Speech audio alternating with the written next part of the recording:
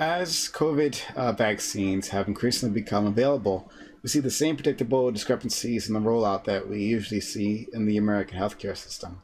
Areas with a high amount of people of color have less access to this life saving medication. But while COVID 19 is a dangerous disease, its mortality rate isn't as high as some theoretical diseases that the medical community is afraid will show up in the future. All that being said, in the event of a far more dangerous outbreak, such as a biological attack, do you think the US government would all but abandon disadvantaged communities as the number of casualties mounted? If not, what gives you confidence that it wouldn't be the case? All right, so let's do introductions and then get into it. Go ahead, Fnatic. Okay, so I don't know. There's no way to say for sure what would happen. I would imagine that the response would vary wildly depending on the administration, be they Republican or Democrat. I think we're going to get very, very disparate results. I think most of what we're seeing are problems of local government and lesser governments. The federal government has really just kind of provided most of the medications and I mean the vaccines and things like that, and have like largely depended on states to roll these things out. Systemic racism happens at a local, state, and federal level, and until we resolve all of that, I think we can always be wary of, the potential for disappointment and disproportionate treatment, um, particularly in a catastrophe, like in a time of crisis. Okay. This might be Sorry, I heard something weird. All right, anyway, it's fine. Let's go to Chris Cosmo. Yeah. It depends on the state and, like, of course, the administration at the time. But depending on where you are, if your city doesn't have the infrastructure, um, I'm I'm pretty certain that it's going to end up like things like mass events usually end up. When Katrina happened, a lot of the marginalized community was just left behind. That tends to happen a lot. If we start now and start like building up these infrastructures, educating the community and trying to make it easier for these things to happen, I think we'll be better off. I think there's some effort. I'm seeing some effort in places of that happening, but once those things like hit and it happens, sorry, but I think a lot of people who are on those lower rungs are gonna get left behind. And the excuse is going to be that the event is you know, too big to hit every place like equally and every do everyone justice. I'd like to see these communities and states try harder. I am seeing that in my city at least, but I can't say the same for like some really like some really red states that really could care less about not only minority communities but even lower class white communities. Thanks so much, Calterano. I kind of see this as more of a poverty issue than a racial issue. I think honestly, it's just because um, Black communities tend to be in the what do you call it, essential service work the most, so they're the most exposed to it. And I think, of course, there's also part of the whole thing that perhaps it's just not their first priority to go ahead and mitigate diseases amongst these communities as well. So I think honestly these are compounding issues, and I think it kind of just depends on who's in government. Not that I necessarily believe that uh, Democrats are oh so special and they care about us so much, but I think that the response right now was definitely in part due to what the who was last in power when COVID hit. So for me, I think it's kind of nuanced, and I guess I'll elaborate further in discussion. Sure. Your audio is a little weird. A little like coming in and out a little bit, but we could hear you. We heard what you said, but it's like down. All right, go ahead, KTN. I guess just from the history of past events, it just tells you that, of course, the poor and mostly colored, sorry to say that word colored, it's so triggering. Get the worst of all bad events. It's Katrina, um, the recent pandemic, you know, Flint, and I'm not saying that Flint is like a a natural disaster, but it just shows that when the decision's usually made, the poor and by default, Black and brown people usually get the short end of the stick. So I don't have too much confidence that another pandemic or another bad event is gonna, fare very well for people of color or poor people. Thanks so much. Next, Lyra.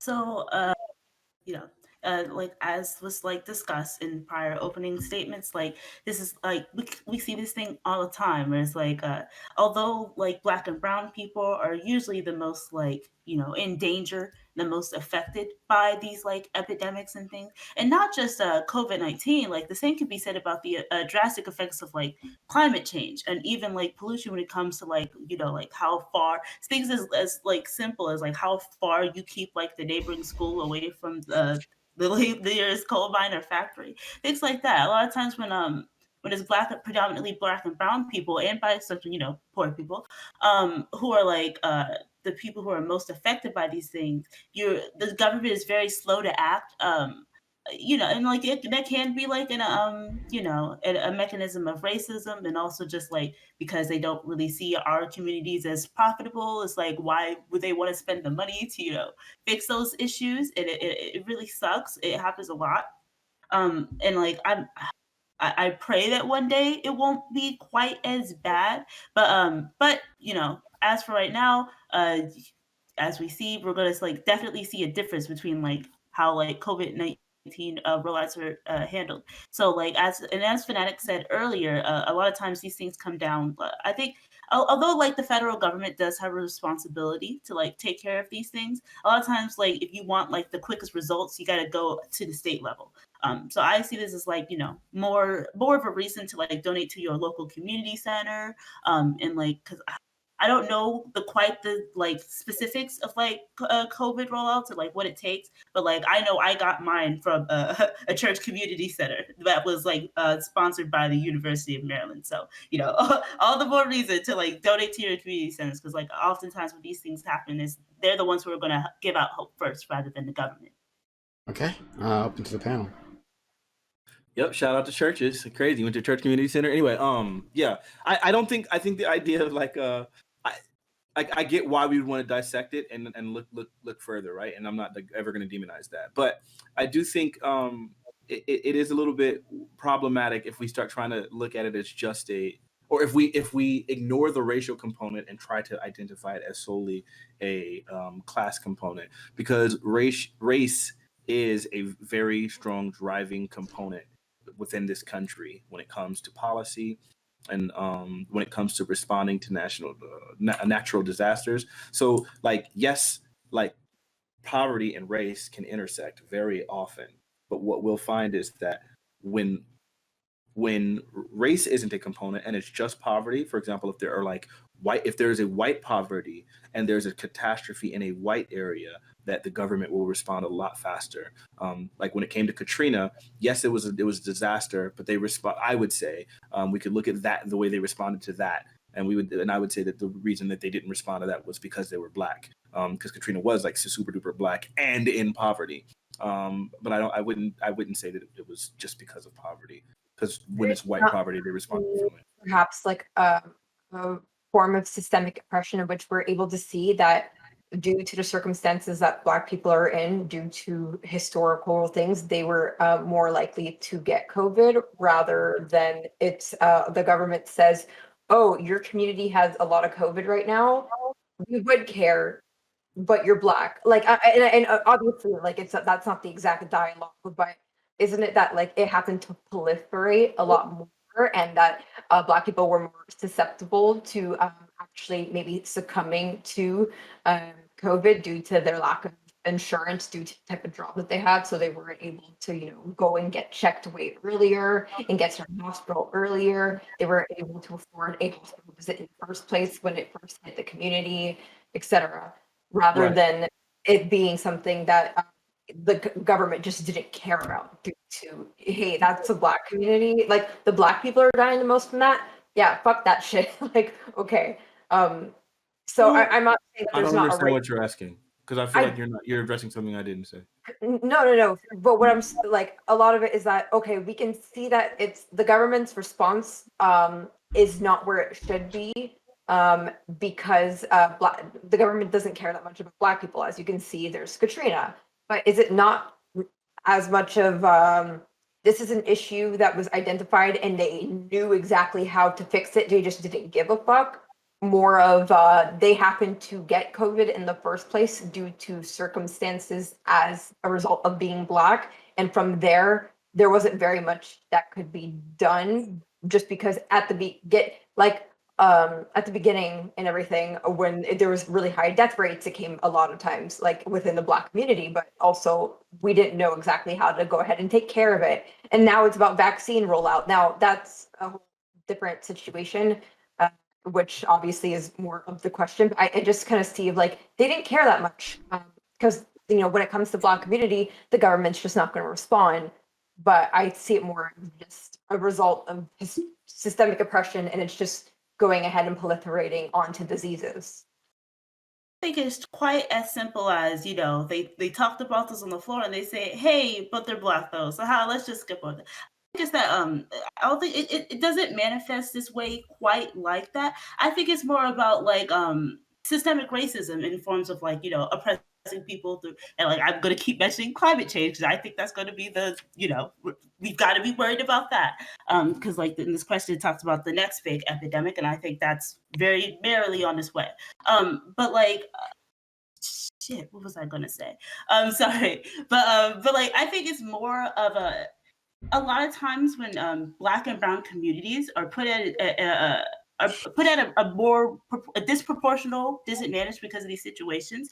I think a lot of times it's like a mechanism of, because like it's normalized almost in a way. And so like, because like, okay, we know how much the government doesn't really like, if they can avoid helping out poor people, they're going to try to avoid it, and by extension Black and brown people. But like, what's the thing that gets the government to act is public outcry, is people calling their local offices and saying, hey, you need to go do this.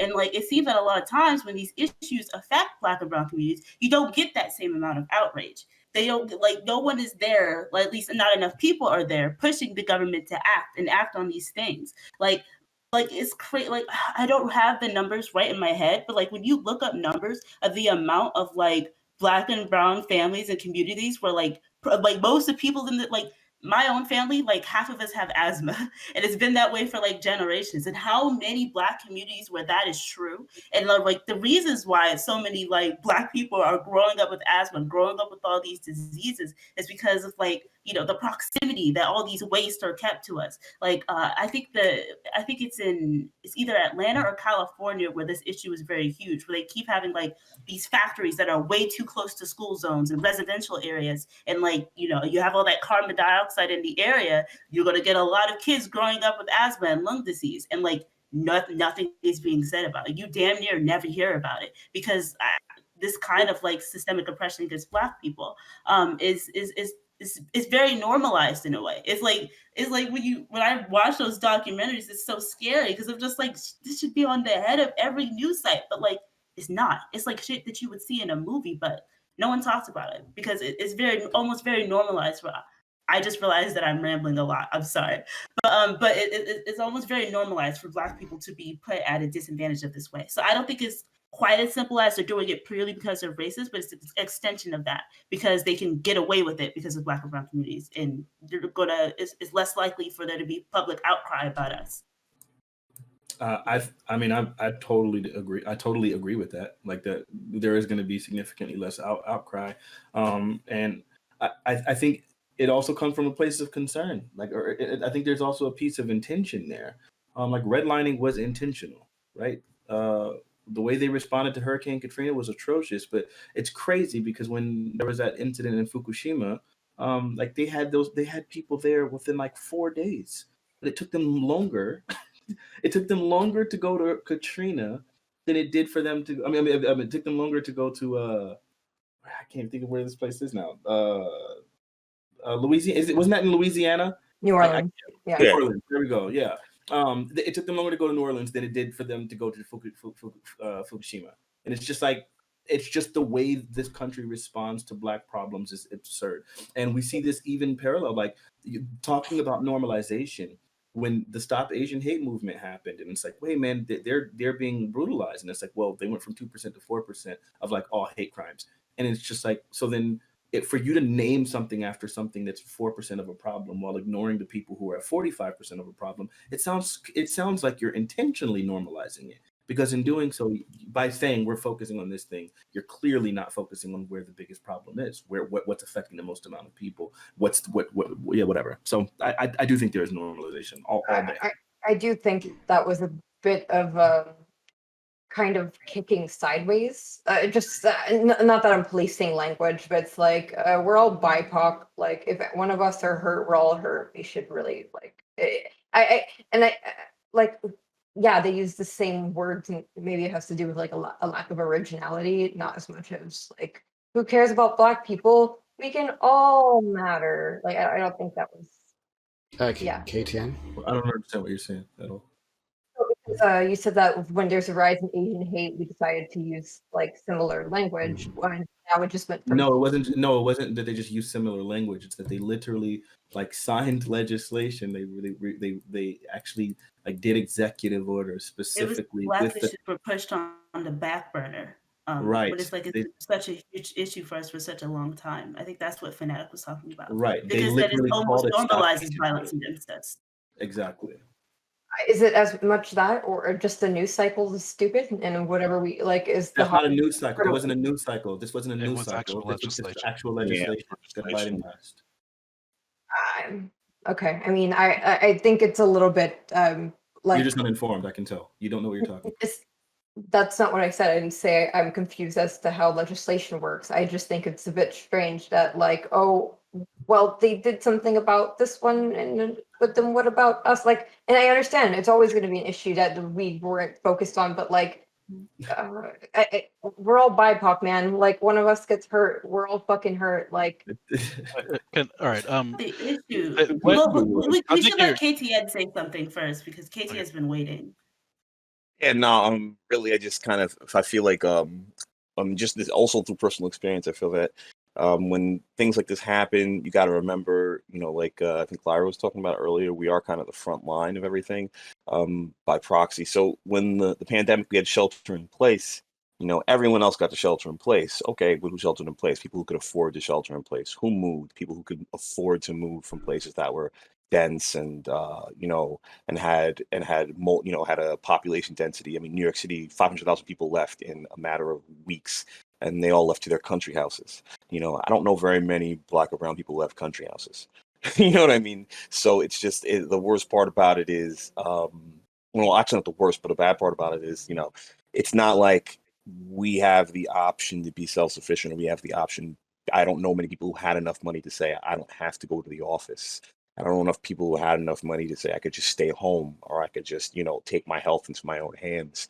It's just, it's just despair by default. So it's like, there was really, and so at that point, the government didn't even have to have a mandate, or didn't even have to not be concerned, especially when frontline workers, Black and brown, they're going in to the offices, and then the idea of classifying essential workers as grocery store clerks and people who have just the mundane jobs, like the jobs that like aren't glamorous, aren't glorified. They were expected to go to work, and a lot of those people are Black and brown. You know what I mean? So it was almost like, oh, so we're not concerned with you, and by the way, get back to work. So it was just one of these things, and and it wasn't one of these things where you could just say, oh well, I work at the grocery store, but I have a family and I don't want to get anyone sick. It was just like, I have to go to the grocery store. I have to be in a dense train. I was doing a job for a non-for-profit, and I remember the very first day of the pandemic, I got on the train. Everyone was like, oh, you're getting on the train today? I was like, yeah, I'm getting on the train. That would work. Got on the train on my train station downtown Manhattan, went into Harlem, Black America, and just the trains were packed from, just standing room only. And it was amazing. I was like, what's going on here? And that news didn't hit the news for 5 or 6 days on how packed those trains were. and these were all essential workers. Yeah, of course, there were some people who were white or other ethnicities, but they were all nurses, doctors who were also doing their part. But, like I said, it was almost like, there was no concern. We are the front line, and we were just kind of thrust out there, um, to be later on considered, after all the damage was already done. Chris. Okay.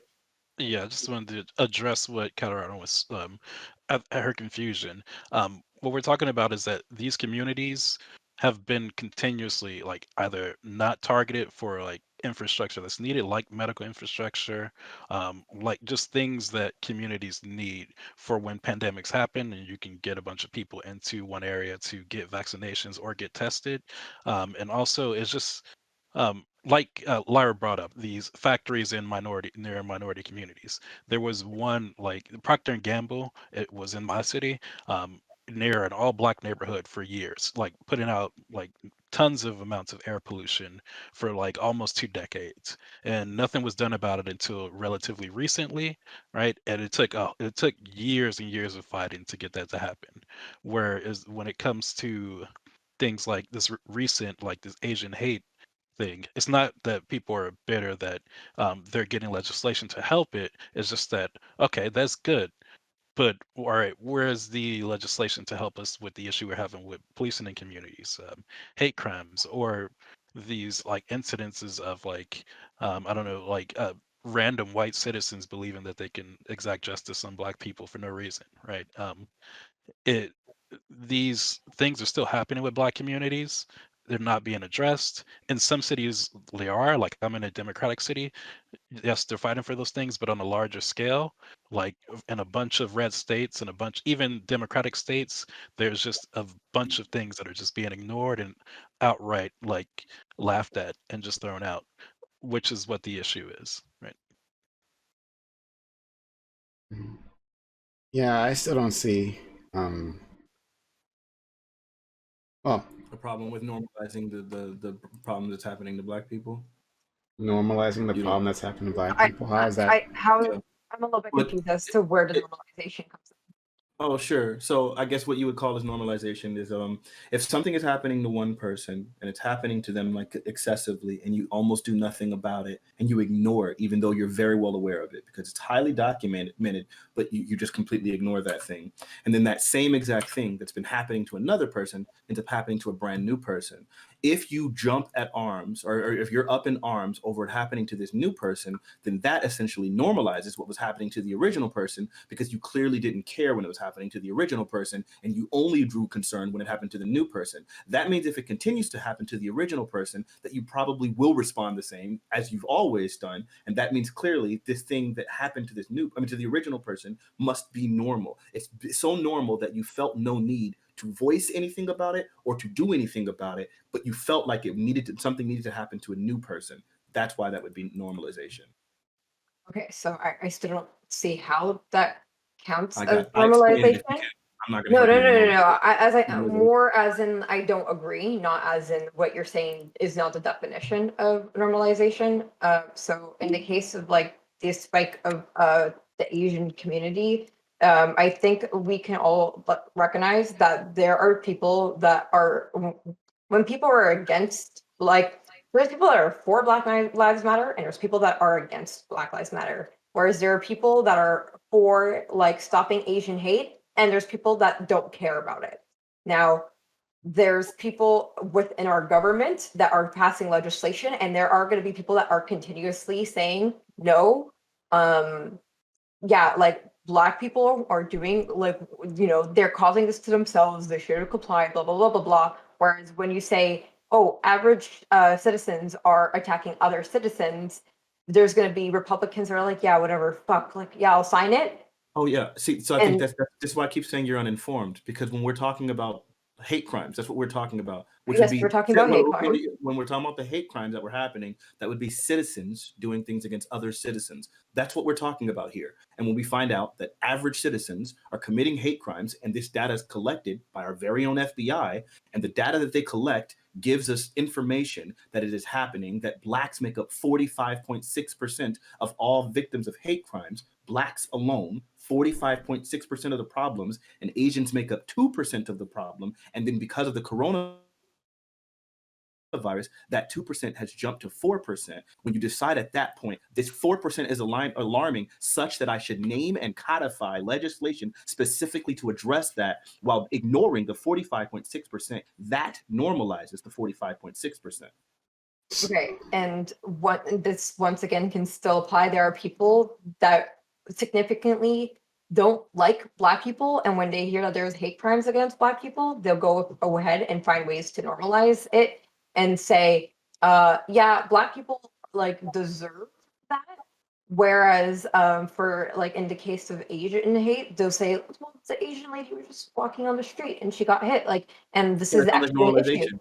That's normalization. Yeah, that's normalization. I'm not saying that there's a normalization of violence. I'm saying within there are actual people that will go ahead and argue against passing legislation to go ahead and stop Black people from being hate crime, anti-hate crime legislation, whereas Republicans do not care for the Asian one, and they're like, fuck, I'll sign it. You just get two it out are articulating like the same thing but with different words, and Fanatic, you're just yelling at Karana, but like it's literally the same thing. Anyway, whatever. But you're literally articulating the same thing. Our Katarana is saying that there's a lot of more anti-Black sentiment within our country, right? And that and certainly there's anti-Asian sentiment. Well, we're seeing them literally being attacked in the streets. But like institutionally, it's not like anti-Blackness is baked into our government, right? Like into like the very Constitution itself, in a way that hate for other ethnicities isn't. And so this is just another example of this, right? Like in terms of both the covert response that was the focus of this question, and these attacks that have gotten such a quick response. So she's just noting that the government, there are individuals who are incentivized, who have incentives to fight against anti-Black legislation that they don't have, or sorry, pro-Black legislation that they don't have for pro-Asian legislation. That's all she's saying. Then you're saying that when you don't show the same level of response to these two situations, that you're normalizing, right? That you're saying that a one group is a legitimate target of violence and injustice. So you're both literally just saying the same thing. Okay, so I'm sorry. So then let me just ask this really simply. You would agree that the Stop Asian Hate legislation that was passed did normalize the hate crimes against Black people then, Katarana? No, I would not say that. Okay, so we're not saying the same thing. Okay, go ahead. Okay, I mean, but that's Fine, fair. Like, it's I fine. wouldn't We say don't that. necessarily need to sit there and like change. This was a COVID topic. Never mind. We'll switch it. Like, it's cool if we get back to the actual thing. Like, we don't agree, but most of the time we don't. So it's fine. Yeah. It's fine. So I wouldn't really agree with that either, because it's not like the Asian, like it's not like the legislation to stop Asian hate crimes in and of itself is what is exemplifying the normalization. It was the haste of the government to act there. So it's not the Asian movement itself; it was the haste of the government to legislate there and not here. So I would say be careful about pitting like the Asian stop hate crime movement that normalizes Black hate. Because that's like charged language, and it's not that movement itself that caused it. It was just how the government, the legislation. Yeah, it's just the way that you phrased it. It's just that you're using this word normalization, and sure, she may not agree on the term normalization, but I'm saying you're describing literally the same concept. You just don't agree on the verbiage, but it's the same concept you're describing, both of you. I very much disagree. It's not about just it's not about the verbiage. It is about the concept, because the concept that I'm trying to communicate is this is normalizing. And the concept that she's what she's doing is just literally talking about what happened. Like, hey, there are Republicans that disagree with that. I agree. There are so talking about that individual factor, the fact that Republicans would oppose legislation aimed at helping Black people, that's fine. We agree on that point, but that's not the point that I'm making. The point that I'm making is that the passing of this legislation normalizes the effect of what was happening to Black people. That is my point. She doesn't agree with that point. Now, she just want to keep stating over and over again that Republicans would oppose legislation to help Black people. Like, I mean, sure, I guess, like, no one's disagreeing with that, but that wasn't what I was saying at all. All right. But it's fine. We can move on. Yeah, We can move on. I'm Anyway, not- so yeah, and to what KTN was saying, absolutely, Black people were hyper overrepresented when it came to essential workers, and I think that was one of the biggest problems that made us a lot more like susceptible to the coronavirus. Like, we literally have to work, and I think that part is pretty much obvious when you look at like the legislation that was passed regarding regarding unemployment, but then they weren't really hasty towards passing like essential worker bills because Blacks were like literally the largest representative of the essential workers. And so yeah, there is some infrastructure thing, and I don't think it's just Black people, but we're just the largest representative of it. And that is one of the biggest contributor. And then the death count was because of the fact that we tend to have a lot more comorbidities such as diabetes, heart disease. All of those things are more prevalent in Black people because those are also symptoms of diet and things like that, which of course poverty and diet go, those things are going to intersect all the time. And then so then you compound that concomitantly with the third thing, which is us not having access to healthcare, even in the cases of us like getting early symptoms, and so not being able to deal with things in those cases. And so it's just like all of these things, which are all infrastructural problems.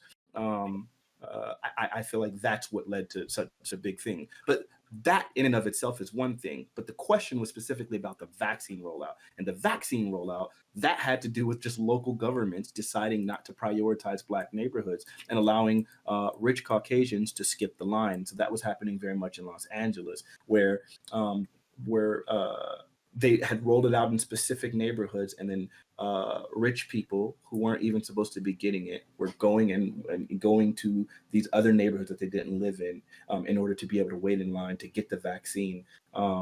And of course, people of color oftentimes were at work and things like that and could not wait in those lines, so that not allowed them to be able to skirt it. So yeah, it's just a big systemic problem, to be honest. Yeah, I mean, I remember the big debate when the rollouts were more when there was more vaccine to be given out, and I remember the big debate was, is it, because I remember there was plans to get essential workers, people of color, the vaccines faster than people over the age of 70 or 60 or just senior citizens.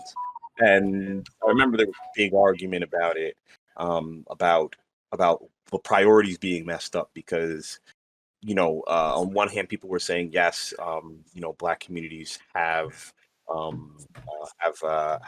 disproportionately are more affected, but there was a cohort saying no, we need to get it to seniors, even if they're predominantly white, or seniors in general, because you will have the catch-all of getting Black and white senior citizens or Black and senior citizens of color, and then you could bring it down to the essential workers.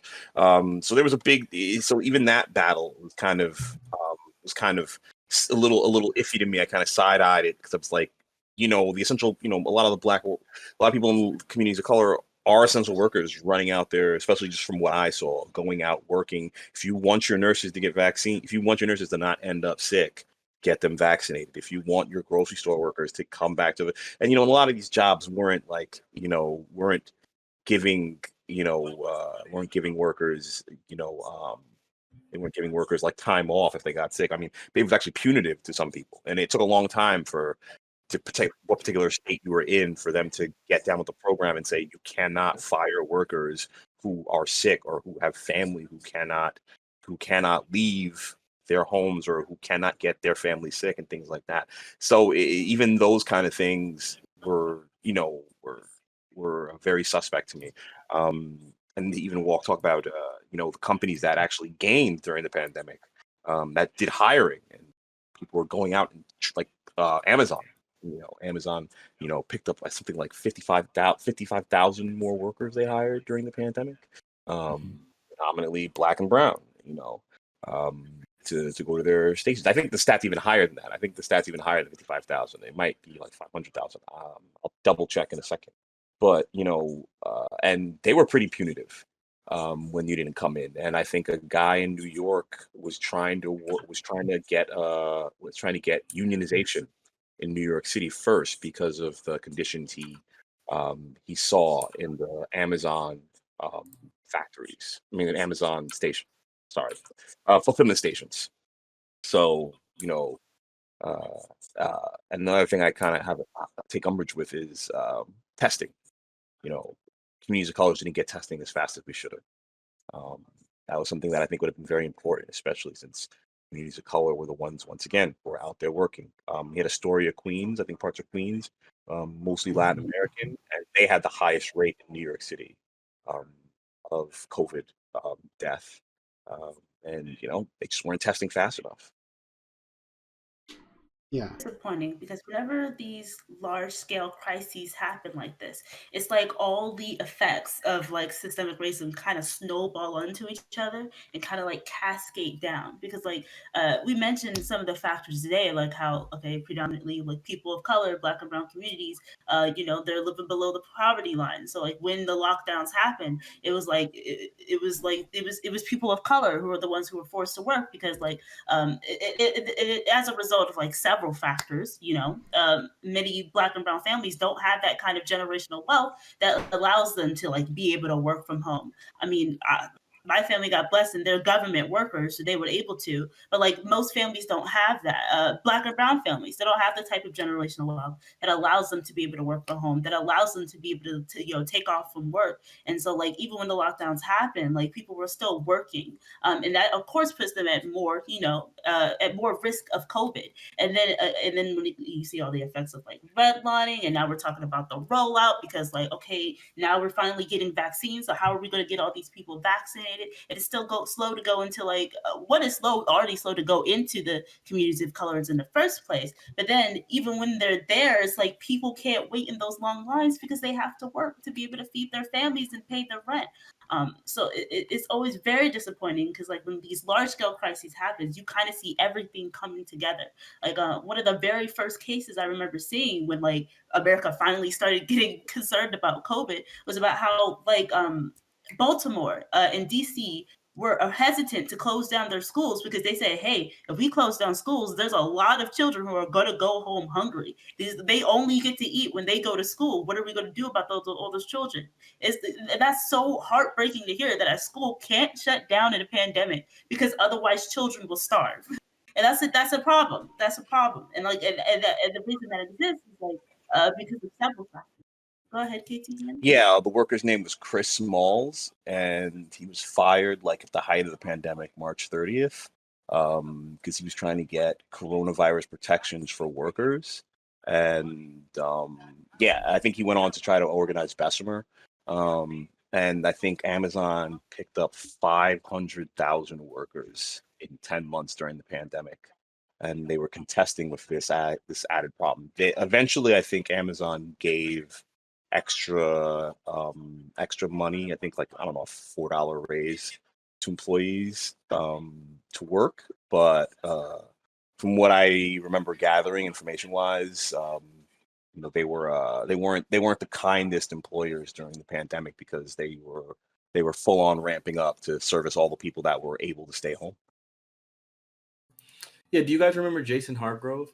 Like he was that person that was in that video. It went viral, and he was talking about like he was a essential worker. He was a bus driver, and he had made this big video where he was just like, it was like this really long diatribe, but he was just like, yo, like, I'm an essential worker. Like, how do you not know to cover up your mouth? I had to drive 3 miles with a person sitting right behind me that's coughing in the middle of a pandemic and won't even cover their mouth for the whole time. And And at that point, I remember we were short on masks. Like mask wearing hadn't even been completely normalized yet. And he was still an essential worker. And then he died 3 days later.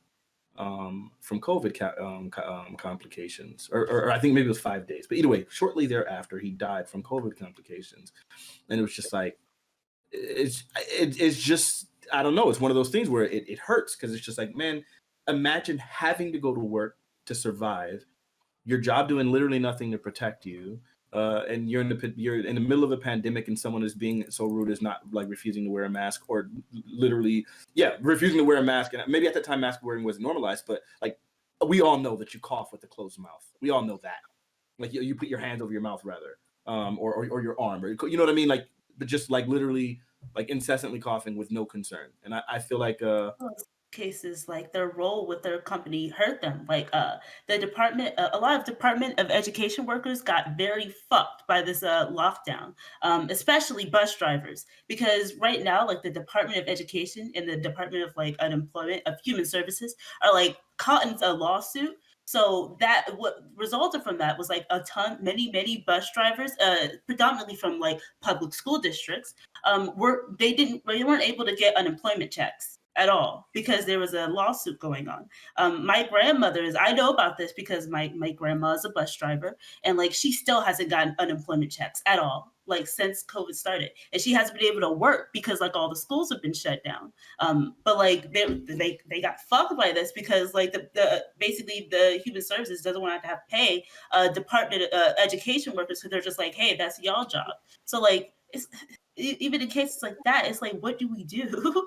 What do we do in cases like that? Let's go to Chris and Katrana. Yes, I think we also need to do a lot of focus on education when it comes to like what to do during these pandemics. When it comes to like vaccine rollouts and things like that, who to call, where to go. A lot of cities right now have tons of like vaccine ready to give, and a lot of people in Black communities don't know that you can just call up whatever clinic or hospital near you and get scheduled. You don't have to do the line thing. Schedule a day. In my city, we have like 5 major hospitals and a clinic in like every like major neighborhood. Not a lot of cities are like that. So find out where your nearest clinic is. Find out when you can get vaccinated, and if you have work schedules, try like see if you can work around that. See if you can pick a day where you're off and see if you can get that scheduled. And also for the future, look up these things. See if there's going to be any community action events where they're going out into communities, testing people, and trying to get vaccines to people, like at your local churches or, you know, just like community centers and things like that. So, like, I have a lot of family members who have a lot of apathy towards COVID and these vaccines. They're not very educated, and even when I have a lot of medical professionals in my family, like even them telling them what to do and where to go, they still won't do it. They still either like they don't care or they're afraid. So I think we need to do a lot of focus on that for just to get people to like take initiatives themselves. Because if we like solely rely on the government to do it, I think that's going to lead to a lot of bad like outcomes. Yeah, I agree with Chris on not solely relying on the government. I mean, like let's say 5 years from now, there's a new pandemic, something new happens. Like, what is the Black community going to do? What are the poor communities going to do? What are communities of color going to do that don't have the ability to separate, that don't have the ability um, to I mean, even staying home from work. I mean, that's not that important. But what I'm just going to say is, you know, it's not like there's a wealth of healthcare professionals that are willing to cater to the poorest communities, to the most disenfranchised. And I think that is a structure that kind of needs to be built. Obviously, I don't have any power, or like I can't like wave a magic wand. It all takes funding. I have some personal experience by working at the Red Cross of America. Well, not working, just volunteering. And I did that for a while, and like they have a great organizational structure, but it wasn't like that organization was able to help that many downtrodden communities at that time with COVID. They have their own mandate, they have their own thing to do, and something where the science wasn't even fully explainable. Because you don't know what the next pandemic is going to be. The next pandemic might not be airborne. It might be some other commutative way. It might be some other type of symptoms. But I think that some kind of infrastructure for poor and disenfranchised people should sort of be kind of brainstormed, built, or created to at least get awareness. You know, we have the internet, we have the ability to communicate quickly, you know, so that people could, you know, act quickly. But the other problem is, once again, to get back to economics, can people afford to take these steps? That's the worst problem. Can people afford to do their due diligence? Can people afford to say, yes, I know the advice you're telling me is good, but I can't afford to take your advice? So those are two different layers of the problem. Education is one thing, but like being able to enact, or you know, people using the opportunity cost to say, yo, I can either take the best advice or I could just like lose my job.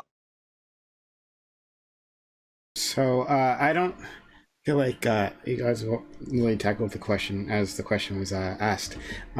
So I talked about what if there was an actual, not an actual, excuse me, a more severe emergency, right? Severe attack, not biological agent that was within our country. What would the response be? Like so people have made the statement that, well, the government isn't actually saying that, you know, these specific people in these specific areas, we don't care about them, but one way or the other, we can see the disparity in care in the rollout. So if there was an attack in terms of like a biological weapon that, or it doesn't have to be a biological weapon. It can actually just be a virus that just comes within the environment. Healthcare professionals, people who actually look at the virologists, saying that COVID-19, we got lucky with that one. Like this is like a viral outbreak on Easy Street, right? And so if we had one that was severe, and was dropping people left and right, do you think the government would actually care about the Black community? Would it care about the Latin community? Would they actually make an effort to get these, if we had some sort of vaccine or some sort of treatment? How long would it take to end up in the hands of the undesirable communities that have been traditionally undesirable? Will we just see a lot more dead bodies, dead Black and brown bodies? I think we would. I thought I answered that in my opening statement. I figured that we all kind of agreed that we would not fare well, period.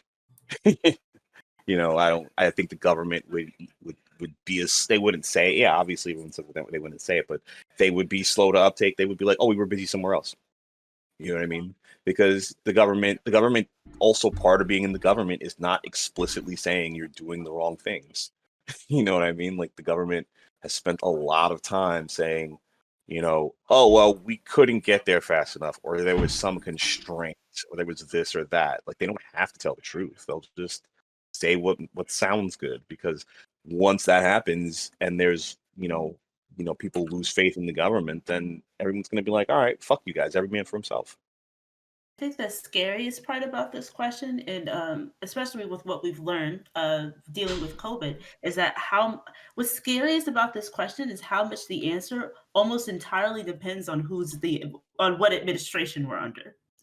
And that's what I think the scariest issue is, because like I mean listen, Biden, obviously he's not perfect, but I mean I think he's doing a whole hell of a lot better than Trump would have did, and like especially when it comes to vaccine rollout, because like even when it comes to like with testing, like what he did with testing was ridiculous. Like, you know, he literally like took out tests out of certain states. Like it's a mess, but I think either way, it's like unfortunately, we can't have a whole lot of hope in how the government will like treat Black and brown communities, which will no doubt be the communities that are like the most impacted by any sort of like biological weapon. I mean, that's why with that part of the question, that's why I started talking about climate change, because like we're talking about like almost in kind of like a sci-fi way, like, oh well, what if this happens? But it's like climate change is on the way, and it's getting pretty close to that point. It's already pretty bad, and like we see how they act there, which is like pretty much no action until they're forced to, or until they have to. But see, that's where I disagree with you.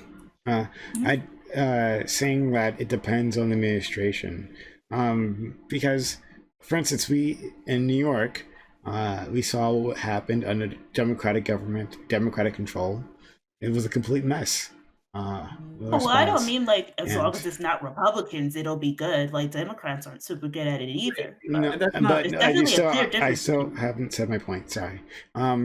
So the point is that even under quote unquote favorable conditions, um, those, because Andrew Cuomo, he had closed hospitals beforehand, right? Like he had just literally been closing hospitals in black neighborhoods, right? And so that helps set the stage when the pandemic hit shortly afterwards, for a disastrous response, right? Where those communities were simply completely underserved. And so you're saying, well, if it depends on the administration. Well, under a Biden administration, those hospitals are still closed, right? Under the next Republican administration, next whoever, right? Those hospitals are still gone, unless our response between now and then is to actually do something about these things.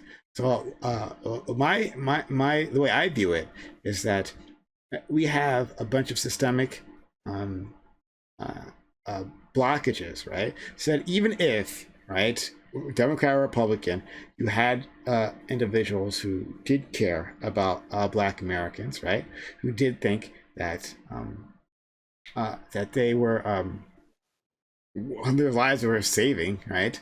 Even then, in that rollout, you would um, still see massive discrepancies. Like it's even administration agnostic. And then on top of that, anti-blackness still is a thing, right? That is an actual thing.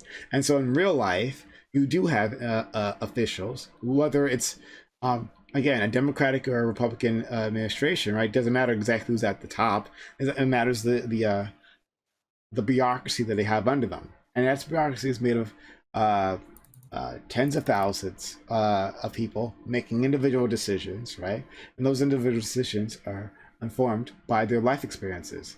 And so, in those circumstances, not just again having a Democrat or Biden or a good guy or a woman at the top, you'd still see uh, a massive discrepancy, because it's just how it is here in America. Do you understand what I'm trying to say?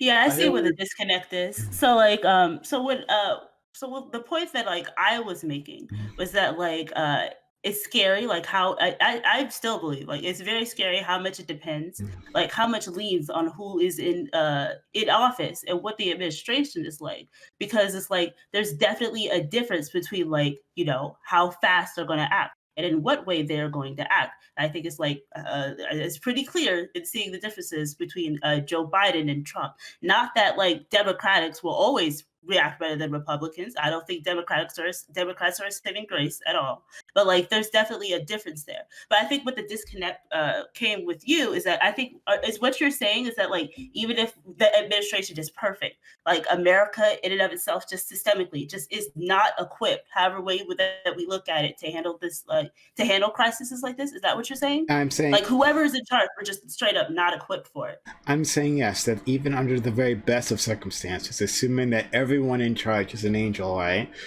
is fair and wants to do the best job that they can for all people, that even under those circumstances, you would see a massive discrepancy in the rollout. And then understanding that we don't live in that world, right? We do live a world with people left, right, wherever, have these either explicit or implicit biases, and they make these choices. Again, they're making thousands of choices, that maybe even millions of choices, that individually adds up to a total response package, that under the real life circumstances, like there's no chance that under a severe biological agent response that we would do a good job. Does that make sense? Well, sure, but I anything that want. you're saying, but I think that just goes to show, like literally what you're describing. That's what's so bad about systemic racism, and like that's the difference between racism and systemic racism, because it's like even in a world where nobody was racist, because our system has been built upon these laws, it's like even if the government's not racist, even if nobody's racist, there will still be like racist outcomes that happen because that's just the way that our government is built. So I don't agree with anything that you're saying. But like just so that like this is like a productive conversation. So then what do you think?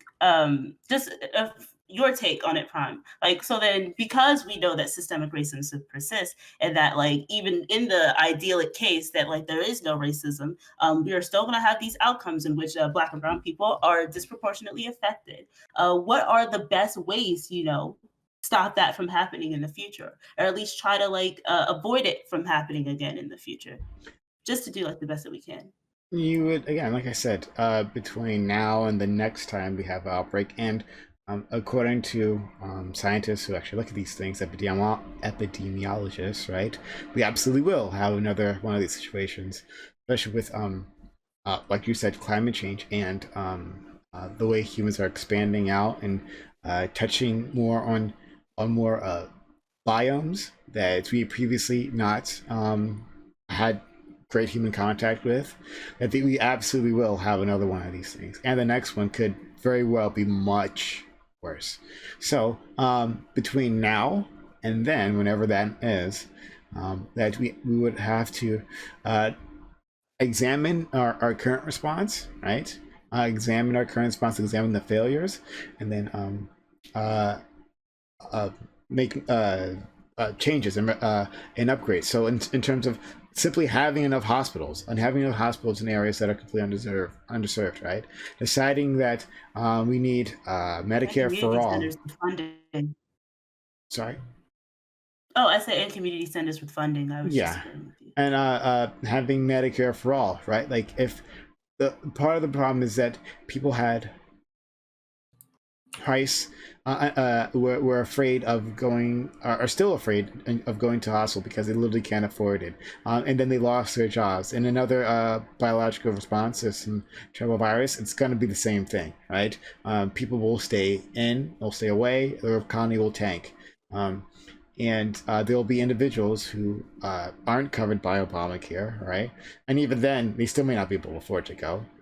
So they'll make the disastrous decision as to not seek the help they need, right? And so they'll die of the new disease and whatever else other diseases that might be affecting them, or maladies, right? So that's definitely going to happen, 100%. So it starts there, and beyond that, there is putting infrastructure there. It's doing education within these neighborhoods, having them even trust medical professionals, because there's like Chris just told him, like even within families that have the medical knowledge there, right? There's a deep distrust of the medical profession, medical community. So it's even beyond strictly governmental. It's winning hearts and minds, that the American health system is on their side. And I think some people have good reason to think that it's not on their side because of their actual lived experiences. So it's a multi level response to these things, so that the next time, and there will be a next time, that we can do better. I mean, Katrana. I agree with. Oh, sorry. Katrana, and then Fanatic, and then KTN. If you want people to respond directly, you can let them go first. I've been waiting for a while, so Okay. I have like a bunch of things I want to say. Sure. Fanatic then. I was going to say I agree directly. I think one of the largest reasons why African Americans in particular are so distrustful of our government, of the medical community in general, is because specifically we've had really, really nefarious things done to us by the government under the auspices of free healthcare. And I think some of those remnants still remain, where Black people are very distrustful. I think one thing I just wanted to talk about was when you were talking about Andrew Cuomo's response to the coronavirus and how bad of a job everything was, and kind of in that regard. As far as to my understanding, like part of the reason why it was closing hospitals is because they were trying to stop the spread. It was like literally the largest epicenter of the coronavirus, and their goal was to try to funnel people into like a direct hospital in order to prevent the spread from happening everywhere, from just kind of going wild. And I don't know that I disagree with that idea. The reason why New York was such a terrible thing is because their density and their density, and then travelers. I can't think of what the name is right now. Tourists. Their density, their tourism, the amount of people that visit there from outside of the country is like one of the like top 3 in the world, or top 3 in the country. And so because of that, then they like had so much more proximity to like Western Europeans, where a lot of the coronavirus had been spread from, where a lot of our contact with it had developed.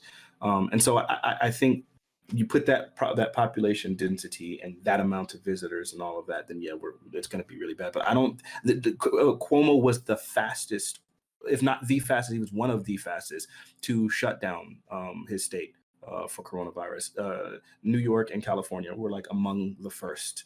So I don't think his response was nebbishy in that way. I think maybe what he did with the whatever. But yeah. Ultimately, I do agree with you.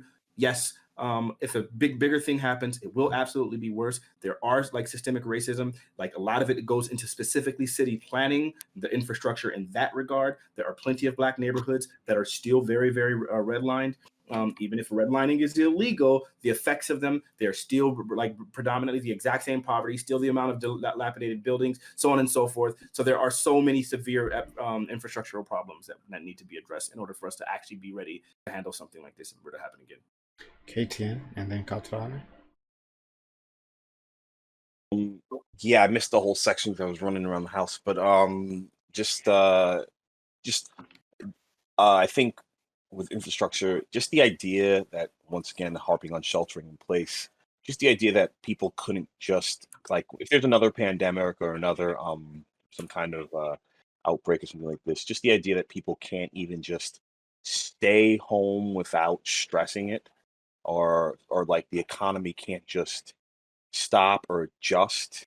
That kind of puts us at a disadvantage because there are a lot of places, with New York City, especially where I am from, the density.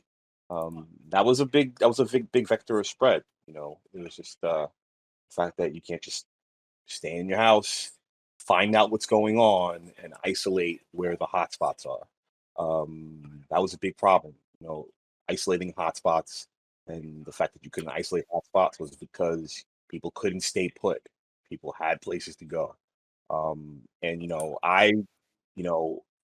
the kind of person, I love to work, I love to go out, I love to do things, but the way the economy works, especially if it doesn't work well for Black and brown people, and just the inability to put your well-being or your health over the economic wheel, kind of doesn't I don't think that once again, it'll bode well for us, unless the next pandemic is something that's just so devastating that when we do shelter in place, we're just stuck there and no one's coming to help us. That's the other bad one. Katrana. Yeah, so I wanted to go back to the original question and say, like, would the government just essentially abandon disadvantaged communities? Yes, but I would go and take it in terms of poverty. I think honestly, in terms of how to deal with a pandemic, if this was a learning experience, it just doesn't really seem like the American government really learned all that much. So there was a huge spike in cases in Montreal, in the Black community, specifically the Haitian area, because most of the people in this area were, essential workers. But then quite early into the pandemic, about 2 months into it, about 2 months into the pandemic, we started receiving checks. So anyone that didn't want to go to work anymore didn't have to. So that gave myself and others the opportunity to not work. I haven't needed to go to work since July. So that was really able to go ahead and mitigate the spread within these different communities. And the rates dropped across the entire country. And within this area of Montreal, rates also were able to drop. And I think when it comes to responses, this is this kind of thing that you need your government for. And this is the ways in which a government is actually able to go ahead and stop the spread within Black and brown communities. Um, so right now, because of the proximity that brown communities have to cities, the unemployment rate within Canada right now for marginalized communities is about 15%. Now, there's another community that Canada doesn't really care that much about, but they have not had to go ahead and become unemployed due to the fact that there's very little proximity to cities and places where the spread was the highest, and that's Indigenous communities. And Indigenous rates of COVID have been quite low in comparison to Black stats. And I don't think that's because Canada hates Black people more than Indigenous, because Canada hates Indigenous people. But they did not end up catching COVID as much as Black communities did, just due to their lack of proximity to these epicenters. So I think that perhaps there would be a lot more trust, and perhaps we could have a conversation about how the government could actually help. Because honestly, I can't really say that it seems like beyond from March, mid-March of 2020 to now, that I feel like there's been a lot of development within America's response to COVID beyond the fact that there was a vaccination rollout. It really just seems like the response has been topsy-turvy and really fucked. And I think honestly, if there was another type of epidemic or pandemic that were to spread, I don't think anyone would be safe. Obviously, I think the Black community would be hurt the most due to their proximity to people, due to their types of work. But if it's essentially like, let's just do what we did this time, everyone's fucked. And the amount of basically having to beg for spare change that American people had to do just to keep their livelihoods is ridiculous. And I think that essentially, I don't think it's as much of a strictly systemic racism thing as much as it is that the government's response and the amount that they want poor people to die is crazy. And it's ridiculous that nobody had the opportunity to stay home for a year like we did in Canada. And I think honestly, if there should be anything that comes out of COVID, there should definitely be some type of fight for it. You guys need to go ahead and pass a bill. And if there's any type of issue within any part of the country, people should have the right to stay home, because it's ridiculous. And essentially, they've killed off like a percentage of their population over greed and stupid as shit. Yeah, good luck with that, I guess. Yeah, easier said than done. Yeah, you mean, That's you kind know, of, I mean, and that's why the government gets away with not being able to pass things, because it's like, well, easier said than done.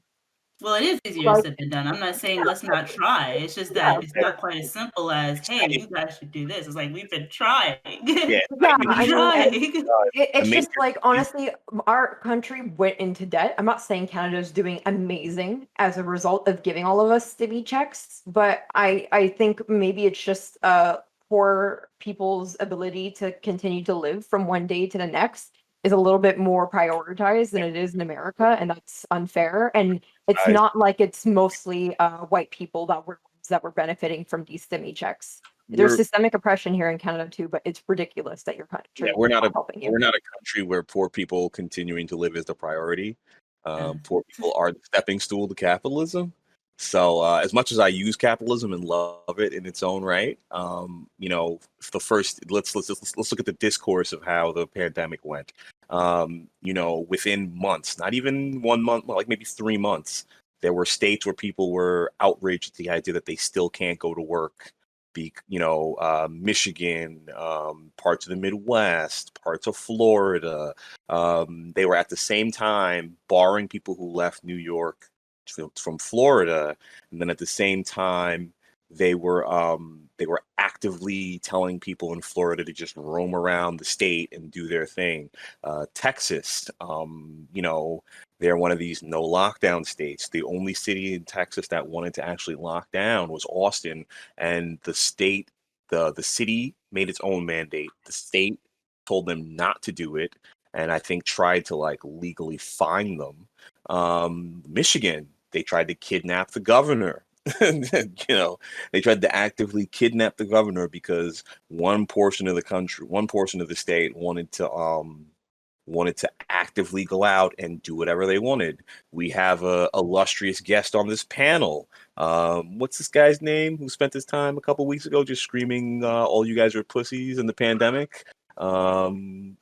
Yeah, we have people on the illustrious panel who actively were basically advocating for survival of the fittest Darwinism when it comes to the pandemic. So no, name names. Who? Redneck. you know the guy, man, redneck. Redneck. Oh, I thought you said in this panel. I was No, like, No, okay. he's not in Prime's panels. But Okay. he's actively advocating for Darwinism. Literally, that's all he's advocating. He's like, his initial words were essentially, I'm going to paraphrase it. He could call me out on it when he feels like it. People die, you pussies, have your freedom, blah blah blah blah blah. That was just like, the term herd immunity. I'm so sick of and hearing then, that. well, herd immunity is a valid thing. I'm not going to say that's not Yeah, valid. it's valid, but everybody's just like, Right. you don't have to wear a mask.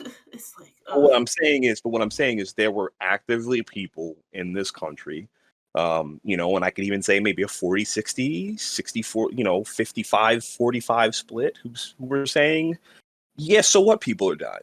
You know what I mean? Let our grandma stay home and let us fucking go on with the fucking business of running this country. And What? it's very strange how your country found a way to go ahead and politicize death. There's nothing strange about it because remember the Obama death panels? Oh my God, the Obama death panels. You're gonna choose when grandma dies. These people actively have death panels. They're like, well, if you're too weak, you're just gonna die. Fuck it, or stay home. You know what I mean? Literally, I wouldn't if say you're this is something that's like it's definitely very much exemplified and very not dramatic, but it's very drastic in America. But this is not an issue that's like exclusive to America. Yeah, This happened an at Nazi places across collection isn't Europe too. something that well, was exclusively thought of around the States. It's like just, I think it's just strange how it was platformed and allowed to propagate, whereas you're, it's not. There's definitely anti-vaxxers and all that stuff in Canada, but like, Well, but if you you're go outside, you're get fucking arrested, have fun. Like, that's it. you your gotta your think about it. befuddlement, like your befuddlement with like the way this country works. Almost everyone, like the rest of us, are like, "Oh no, this is common." Like this is, none of us are like baffled by the idea that like half the country wanted to practice Darwinism and the other half of the country wanted to practice like collective concern for the community. You know what I mean? This I doesn't think baffle it's just anyone. more of what I'm trying to get at is that like systemic oppression and like the disregard of like Black people isn't very specific to your country, and it propagates in all types of imperialist countries. And we definitely have outbreaks. The outbreak was stronger amongst the Black community in Canada as well. And disadvantaged communities do get hit harder, but it's more about the response. And I know there's a lot of this whole like, like we're gonna have to fend for ourselves because our government's inept and that's just the way it is. But like if that's just the way it is, then like what's the point of having a government if that's just the way it is? Like we're gonna have to go ahead and like band as a community because the government is just gonna tell us to eat shit. Yeah, I, well, I once again, this country there's a cohort of the country that doesn't that basically says, okay, well, there should be no government. The government had nothing to do with this. If you want to band together, build a fort right in your house with your 50 friends, and stay home if you want to stay home. You know what I mean? Yeah. So, in other countries, look at Korea or the Pacific countries that that did well during this pandemic. they actively, people just volunteered to wear masks right away. People just volunteered to trace themselves. People just volunteered to give up a slight piece of their personal freedom to be tracked if they had COVID, to stay home if they had COVID, to they just they just like, okay, well, this is what we got to do. Not here. I You tell somebody, kind of think in a way that's partial conjecture though. And there's definitely, it's not like New Zealand and all these countries were able to basically eradicate things just because people were just like, oh, the government doesn't need to impose oh, I'm not anything. talking about You New just do Zealand. it. Talking about like South Korea. No, yeah, South Korea. I think Vietnam had a pretty good response, and parts of China had a pretty good response. I mean, well, not authoritarian response, but they did it collectively. They did it collectively and quickly. Their death tolls were way lower, and their participation was way higher. Also, don't conflate our like distrust and disappointment with the government with complacency. Like we are definitely very aware of like how inactive they are, and none of us are happy about it. But the sucky part, we're specifically talking about America, is that we're at the mercy of a two-party system, and unfortunately, the other side actively feeds off of giving people brain cancer and just launching all this ridiculous shit that unfortunately 70 million people agreed with because they voted for Trump. I will never get over that number. But because we are aware of how our unfortunately divided our country is, and like our government, our political sides, like weaponize that, and they're having their own like their bouts, and we're actively trying to fix it. That's why we have these panels where we talk about systemic racism, and we come up with ways of like, all right, how do we deal with this? How do we deal with that? But obviously, you can't change a government in a night, and like this thing is going to take time. So while we're actually fighting hard to change the political arena, to change the political aspects of these things, so that someday systemic racism doesn't propagate itself to the extent that we have seen it so far, people are dying today. So we have to do things today. And the quickest way to help our communities is to band together and help these, help out your local community center, help out your local chapters. I mean, we're not ignoring, we're not like, oh, our government sucks, so let's just take care of ourselves. It's not exactly like that. It's like it's going to take us a while to fix our government. So while we're doing that, we're splitting ourselves in two places here. I see a lot too often where people are like, man, what is up with Americans? Why don't y'all handle it? It's like we're fighting like three battles at once here. But like it's not complacency. It's just that we're not gonna spend our years being hopeful that our government will act when we've been time and time disappointed.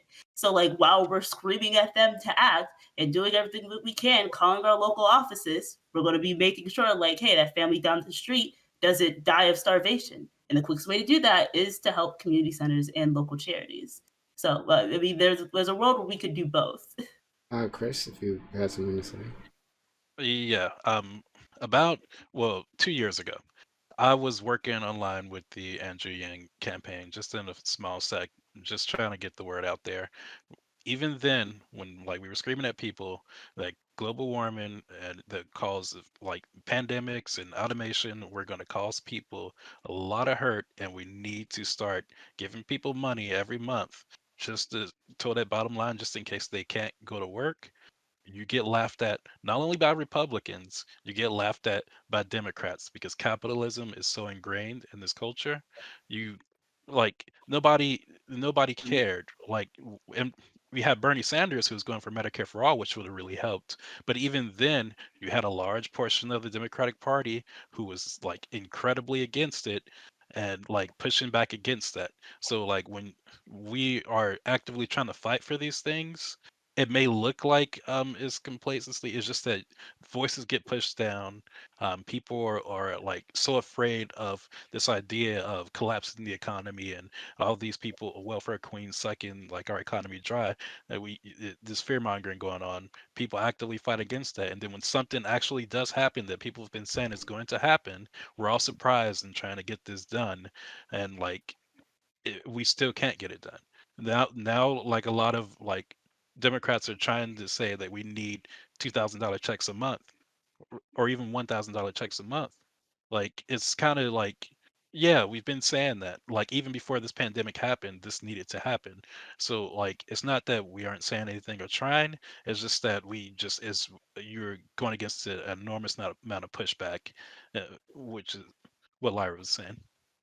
Also, media is like notorious for like representing a lot of bipartisan issues as like controversies when really they should not be.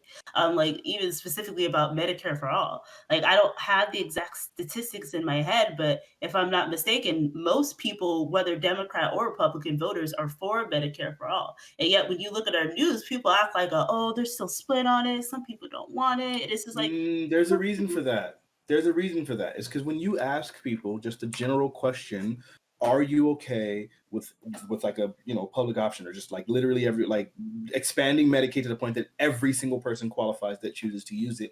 Yeah, no one disagrees with that. But it's when you start asking, okay, now are you okay with abolishing private insurance in order to do that, which is what was kind of embedded in the original idea of what they were originally pushing for. Then it's like, no, I don't like that idea.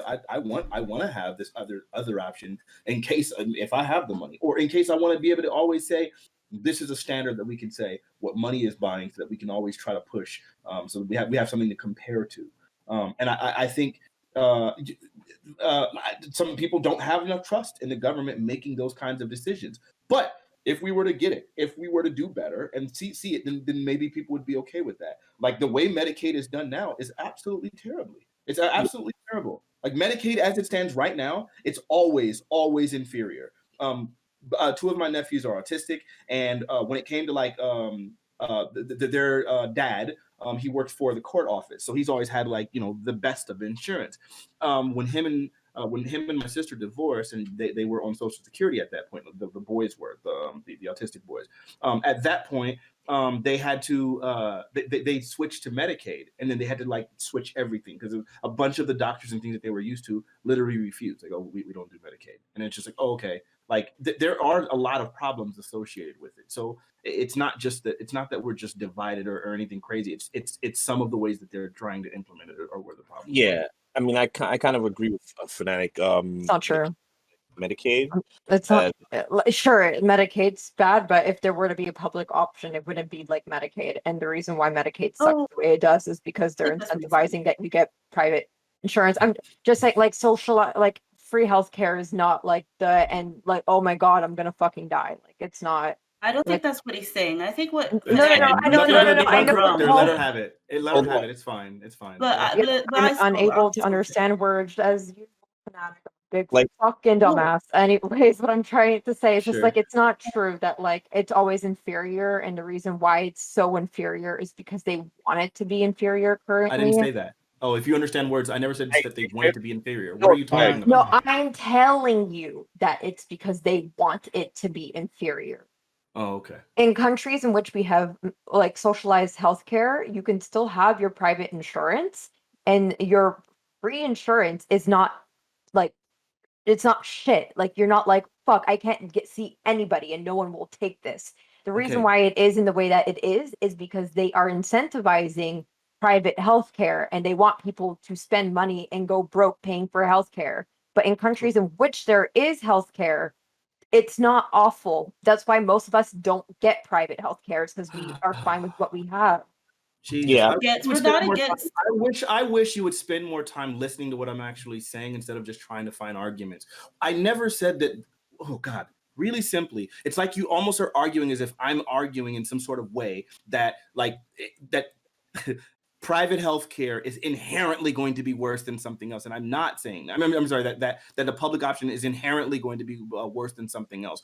That's not what I'm arguing. What I'm arguing is that in this country, as it stands right now, Medicaid. We have different states that have different versions. I'm from California. Medicaid is significantly worse than private insurance. And with original Obamacare, the way it was originally packaged, the thing that they were originally pushed, the way it was originally written, the intention was to abolish private insurance and just have this specific free one. And that was where a lot of people started pushing back. That's why there was so much pushback. I'm not saying anything. All I'm saying is this is what happened in our history, in our country. What they tried, what the original package was originally written as. That's what I'm talking about. Lord of freaking mercy. speaks to the issue that I guess I was trying. I probably just didn't really explain myself well, but like but what guys Fanatic was like saying was like you know, it's not that no one thinks that like an option where everyone is able to get healthcare and get the help that they need. It's not like anyone is like inherently against that. It's just that unfortunately we live in like our political arena like kind of weaponizes these things and adds points of contention to them. Right. Kind of like what Fanatic was saying, like you know, we want Medicare for all, but then when you say let's abolish private healthcare, people are like, wait a second, slow your roll. Like you know, it's like our because like so many like points of there so much is added to these like things that are like well is greatly beneficial to like poor people that will help us, but like points of contentions are added to that, whether you know, whether purposely or imperfectly, you know, because maybe it's an effect of capitalism. Hey, and Democrats are guilty of this too, you know, because they added, maybe they're adding points of contention to it on purpose to make it so that people will like find ways to argue against it so that they don't have to pay for it. You know, who knows? But I think what I was trying to get at was that like it's not like these are bipartisan issues. These are things that most people would want, but because we live in such a I keep saying political arena, but I don't have a thesaurus. I'm sorry, but because we live in a society, in a country where our two sides, our two-party system is constantly bickering and fighting to each other, almost to no avail. Sometimes purposely to no avail because they don't want any progress to be done. They just want to act like they are and still keep their money in their pockets. So many points of contention are added to these things that should be simple, that are very simple for other countries, but they're not simple for us because our two-party system doesn't want to. And it adds these points of contention to it, so that it makes it almost damn near impossible for us. Well, not damn near impossible, but so that it makes it more difficult for us to, you know, articulate exactly what we want and when we want it. So it's not like it's as simple as like I'm sorry if I'm explaining this weird, but it's not like we don't want these things. It's that we want it, but our government continuously makes it harder and harder for us to get it. Because they implement it in weird ways, or they take too long, or like they add things, or they subtract things that are needed, and like it's a constant uphill battle. I don't understand what you're trying to say. I can summarize it really quickly. All she said was that these bills, they're trying to pass these bills. I mean, that a lot of us care about these things, and a lot of these issues wouldn't make sense, and America would agree about these issues, but they package them with bad things so that Americans don't want it. Like that's just like poison pills. Okay. But I'm not sure if that's what's holding back like a Medicare for all or a public option. I think it was at one point in our country. Just that it happens. I know in our country, no. Like, first of all, when have we actually had a public option bill that's had any sort of, I mean, we've had bills, but right. That has any sort of political backing, like by like the one party, not talking about the both parties, by the one party. Yeah. Right. And then they had to compromise it. They had to compromise. Sure. Well, yeah. Phonetic is right, man. Because I haven't even said my point. But yeah, I think that within. I think that there is more incentives to say, at the very least, oh yes, we were in for a public option. I think Obama had incentive to say that is something that he was for, but to actually do it, no. All the incentives were on the other end, right? Like in terms of funding. In terms of simply maintaining something closer to a status quo and to his ideology, because he's a neoliberal ideology through and through. So I don't believe that it's simply because like our two parties snap each. In fact, I feel like on this they actually agree in terms of the establishments of the parties.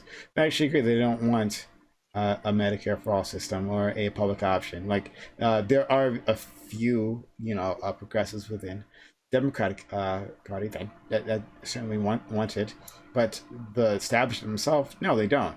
So to say that it's like a poison pill, which is how it sounded like Well, it sounded like when Fnatic repackaged Lyra's point. That's what it sounded like she was saying. And then in that case, then no, I don't think so, because that implies that, well, the package itself, the main thrust of the bill, would be palatable, if not for, oh, well, these one or two things that was snuck in. No, I don't think It that's would the be case at all. palatable for most Americans. You mean the that's HUD what I was option? saying. Yeah. So okay, I'm talking about just the parties themselves. I'm not talking about the American people in general. I'm talking about the parties themselves. So Democratic Party, Yeah, the establishment, It's Republican Party. lobbying. I was Like talking in both. politicians We don't were want you to have anything. Like Were it's you not? lobbying. we were talking about, like, when I first said it, the very first thing I said is, yes, if you ask the average Americans, we're talking about people there. I said, if you poll the average American, do they want like a public option? And it's like, yes. Like, Yeah. it's something like 90%. I agree. But then when they asked them, the next part of it was, okay, do you want a public option, or do you want to instead, do you want to just abolish all, like, you want like a single payer system where we abolish all private insurance? Then all Americans were like, nah, we don't want Well, that. first of all, they didn't all say that. And again, I'm not trying to. I didn't say all. If I did say all, I meant then at that point, I was trying it went from to like 85% to like not 30%. address you, but more Lyra. What Lyra was trying to say. So Lyra, did I? She was still manning me. Were you? Anyway, Lyra, I didn't get your said my point. name. Hold on 1 second, please. Let Lyra talk. Lyra, you were trying to say that you didn't say something, and I want to understand what you were saying. Lyra. Yeah. So when I was speaking about that, I was more so, you said like talking about the point of consensus between the two parties. I was more so focusing on like what the two parties want is not necessarily what the American people want, because we the people want a public option. We want more people to be able to have healthcare and be able to pay for it. We want people to have more options. But obviously, that's not always what is beneficial to our political arena, because both people on both sides in the government, Democrat and Republican, are against Medicare for all, or they pretend that they're for it, but then they're not really, because then they add these points of contention, whether intentionally or unintentionally, and that pretty much squanders it. So I was more so speaking like what American, a lot of times what the American people want is not what the government wants. And so the media, by extension, is notorious for representing these things that most of America would want as points of controversies, when really they truly shouldn't be, because most people want these things. But the political arena doesn't necessarily want the things. They kind of want to just fight about it or just dance around it and not really get any real progress done. So I guess like the bare bones of what I was trying to say, I apologize if I explained it weird, was that what the American people want is not always what our government is willing to give us. Okay. Go ahead, Chris. I have to agree with Prime. I think where the confusion is coming in, I think this isn't, and when it comes to Medicare and public option, there isn't a political arena where there's a fight against this one. There isn't. What's happening is, like, even if you take away those contentions, right, which a few like other senators who are running for president tried to do, they bent over backwards to take things that were of contention away, even for the Democratic Party. It still wasn't enough, right? It still wasn't going to work.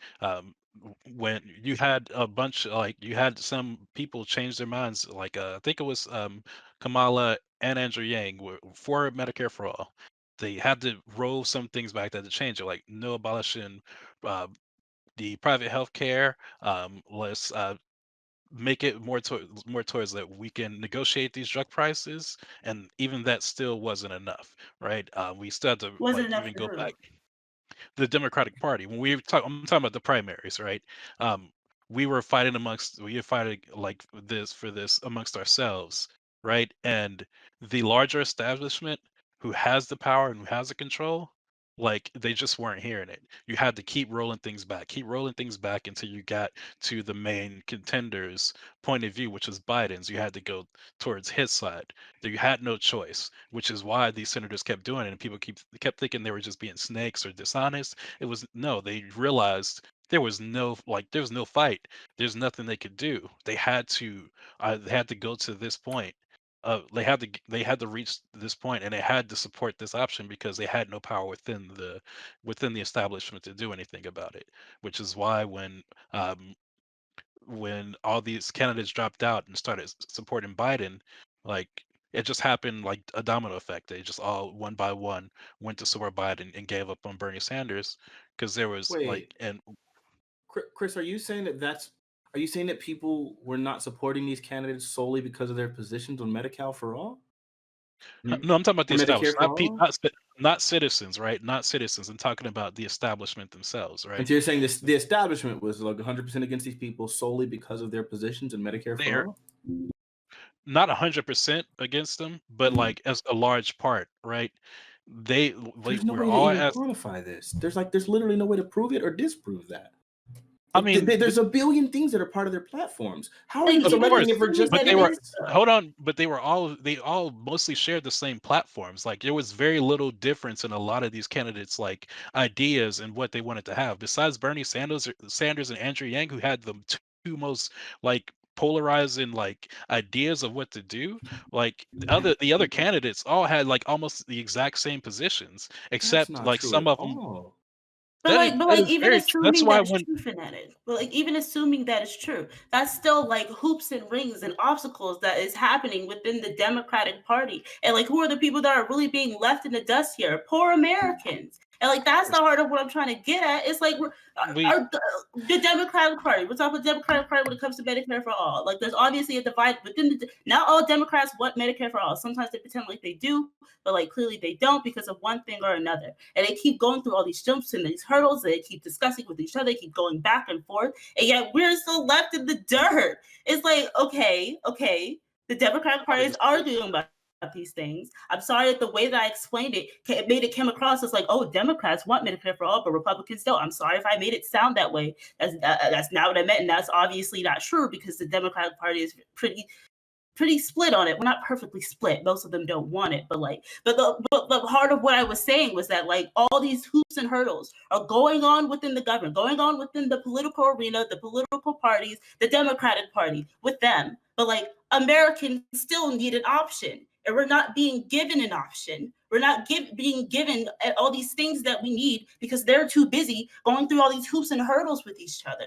And like that could be anybody's fault, but like the issue is still there. We're still being left in the dirt here. Fanatic. yes, Oh, sorry. You want to finish your point, Chris, and then I want Fanatic to be able yeah, to I respond to was all that. yeah. There's no contention with that. What we're saying is like until we get like better candidates that we can vote in, and until people like even like citizens start trusting in more candidates that pop up in our party, it's never going to happen because the Democratic establishment is more than those candidates we saw, way more. Right, and they did have a large part of them had the same platform because when people started dropping off, it's not like they didn't have options to go to the next candidate who were just supportive of almost the same ideas. Like there's all like what was his name? Um, the senator. I hate to put it this way, with the gay senator, Pete Buttigieg. His platform was basically Andrew Yang's It without wasn't a the senator, UBI. just to be clear. He wasn't a senator. Well, not He senator. was a Yeah, he mayor. wasn't a senator. He was a mayor. Mayor. Yeah, mayor.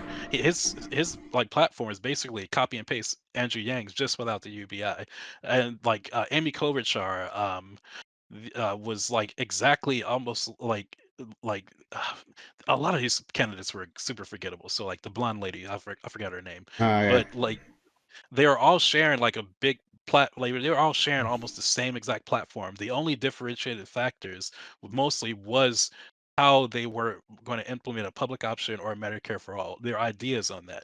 And when you saw how they dropped off and all the support started going to one candidate, you start to realize that like they all like were like on like they were all conglomerates on that side of the options, like the public option, the bare bones public option, right? That's where it came down to. You had like what Elizabeth Warren, Bernie Sanders, and somewhat Andrew Yang on the opposite end of that, right?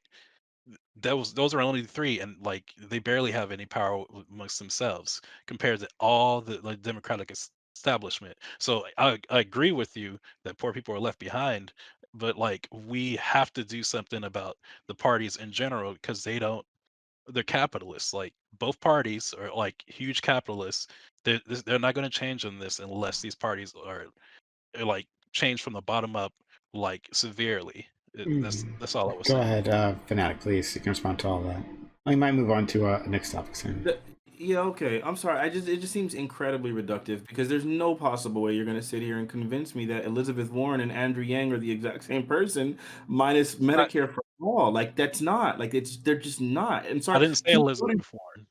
I said Pete Buttigieg. I said the only three that were on like marginally like were on this when it came to Medicare, like who are marginally on the same side, right? Even Elizabeth Warren kind of changed back, who kind of like rolled back on her idea of Medicare for all near the end, but they still had the same idea of that people need a ceiling, people need like some like they need like the help, right, to get like out of poverty and be able to like just be able to go into a hospital and get help.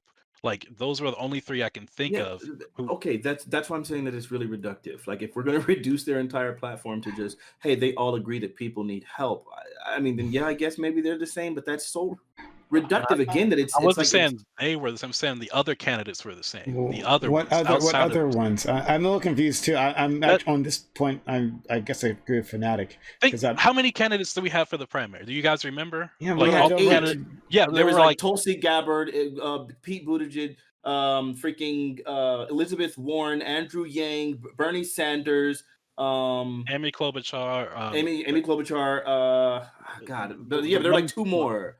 yeah, So yeah, but and they were not all the same person, not yeah. even close, not even they what? weren't the same person, but they were all mostly running almost identically on the same No, they platform. were Like, not. Their Mm. platforms were incredibly different. Yeah, their platforms were different, and then also on top of it, a lot of their platforms started shifting. So somebody would say something, and then another senator or another candidate would add that to their platform and say, "I agree with this," or "I don't agree with this." So yeah, their platforms were different, but then Kamala Harris was the other one. as the race started narrowing down, they started adding other people's components to their platforms. So you could say that eventually they all kind of just sounded the same, or they sounded on one side or the other. But I would agree with Fanatic, and I wouldn't say that they all were the same. And I would also agree with Chris and say, yeah, at some point they just started molding into each other and becoming one big blob, and you had to distinguish between like the top half and the bottom half of the blob, maybe. Yeah. So yeah, I don't know. All right. So I feel like we're. I don't know. Yeah, I don't know there what was this nothing else to say disagreement is. there. Yeah, I'll just leave it alone. So we'll move on to our next topic. However, the one that we had listed in terms of dating, I think we're gonna have to save that one till we have like a bigger crowd. The Oh, yeah, please. I know. Oh, Elira, I had put it just on this week just for you, but we don't have really much of a crowd, so I'll save it for then. A lot of perspectives. And I really wanted to see on this one, but they're just not here. So aw. hopefully next time. All right. I mean, there's enough people with opinions about it here. Yeah. Yeah. Fanatic, be more toxic so people will come watch. I mean, no. It's just no. It's well. I'm also talking about in terms of participants. I'm messing with you. I'm messing Yeah. with you. I'm messing with you. All right, so moving on to topic 3. There are currently only 2 Black women running Fortune 500 companies in America. The number of CEOs of mortgage corporations, that an ethnic group has long been a measure of success. But it shouldn't be. What difference does it make to the larger community when certain members join this exclusive club? True, they could increase diversity in their companies, but aren't there better metrics of advancement? So we'll go to Fanatic. Okay, so it's a lot of times what we do is we use people at high extremes as sort of like a highlight of what is happening at lower levels. So Black CEOs being like neglected or hyper unrepresented, it sort of elucidates the bigger problem that we're experiencing, like that all Blacks experience throughout like middle class and lower class America. And it also pushes against the idea, because a lot of times people will make this argument that, well, yeah, these aren't race problems, these are class problems. And then you will discover that these problems still exist even in higher class society, even with like super duper amounts of wealth and super duper amounts of income, there's still these problems. And so I think that's what it does. So I think that these problems I don't know that she will directly impact the rest of what's happening in the rest of America for the rest of Black Americans. But I think that what she does do is highlight what's going on with that. And I think that's a good thing. Okay, thanks so much. Chris. Yeah, a better metric would be how many Black people are out of poverty and moved up to the middle class or higher. One or two people getting into the CEO positions makes really no difference. It's like saying when Oprah became a billionaire that like Black people just came up in society. It's not true at all. Yeah, until we see large amounts of the Black population being risen out of poverty, I don't think it really matters how many like CEOs or heads of Fortune 500 companies we have. All right, but Katrana? I don't know. It's kind of just like it pull nonsense to me. I don't have a problem with having like I want more Black people that are actually like getting like completing university and getting into middle class jobs. I don't give two fucks about like just Black people being billionaires. Like, what do they do with it from there? No one's a billionaire because they're giving away copious amounts and helping the world. Yeah, no, I boo. I don't more Black Fortune 500 companies, like, cool, give her a couple op-eds, but she like that's not really my metric of success. KTM. Yeah, basically, I would feel the same way. Kind of, more Black doctors, please. More Black scientists. More Black business owners who hire more than two people. I would rather have a better distribution than more Black figureheads. So if the increase in Black businesses overall that were strong and also employed other people of color and raised more people to the middle class, that'd be amazing. I don't, two more billionaires, maybe three more billionaires, maybe four more CEOs who are just figureheads who can't really change the structure of these businesses anyway. Not really. Okay, and Lyra. Representation, especially in fields of success, are always like a good thing. However, it's like there are certainly much better metrics to gauge, like how the state of the like average Black American is increasing or getting better with time, rather than just looking at how many Black billionaires are there. I mean, representation is always good, but like that's not really a metric of success to show around all people, because I mean that's just the 1%. And I think more representation with Black people becoming more rich and getting more of these positions, it's more representative and symbolic than anything else.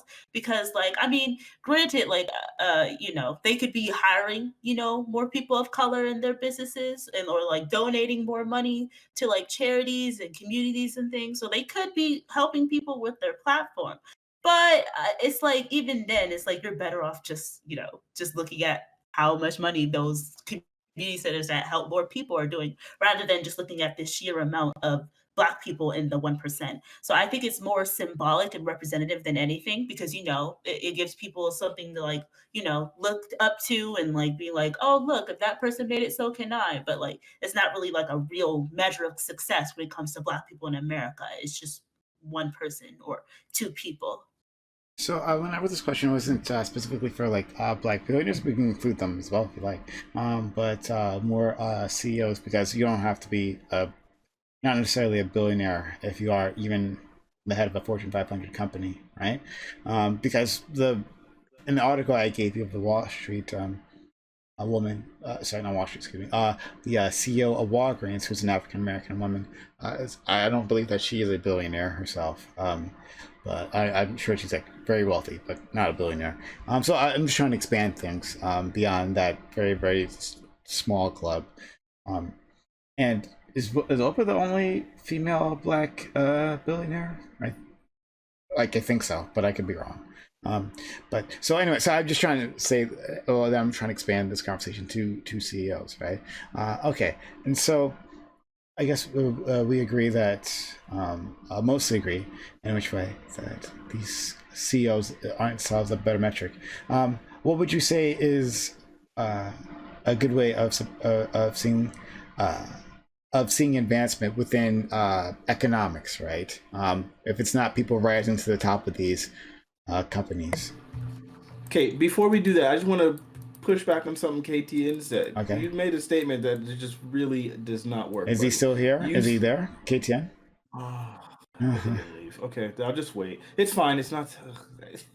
He said that like black people. He said, I'm sorry, that CEOs can't like really change like the structure of like how a company operates anyway, so it's not that big a deal. And it's like what? Like they're literally the sole people responsible for changing the way that these things operate. Like that's what they do.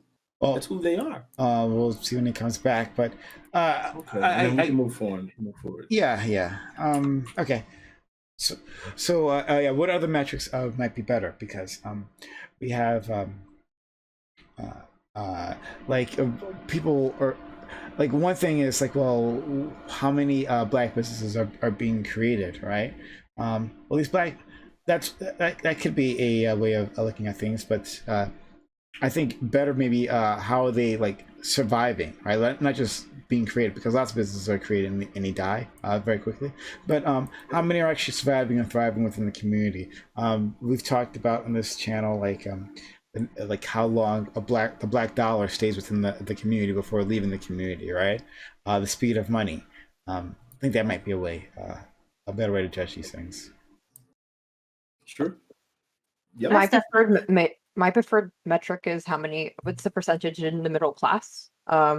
So that's usually the stuff I work on and the things I care about, or how many black people are making it to the middle class. And is it analogous to what the actual population is? Clearly, I don't even need to look it up. We know it's not. If if black people make up 13% of the population, they definitely are not making up 13% of the middle class. But any types of shifts towards that are what I like to see as progress. Yeah, I don't necessarily think like a greater proliferation of black, billionaires are necessarily what it takes to go ahead and fix things, but having people have more interactions with black people in more professional contexts and having more black professionals as a result of that is what I call success when it comes to. How do you define the middle class, though?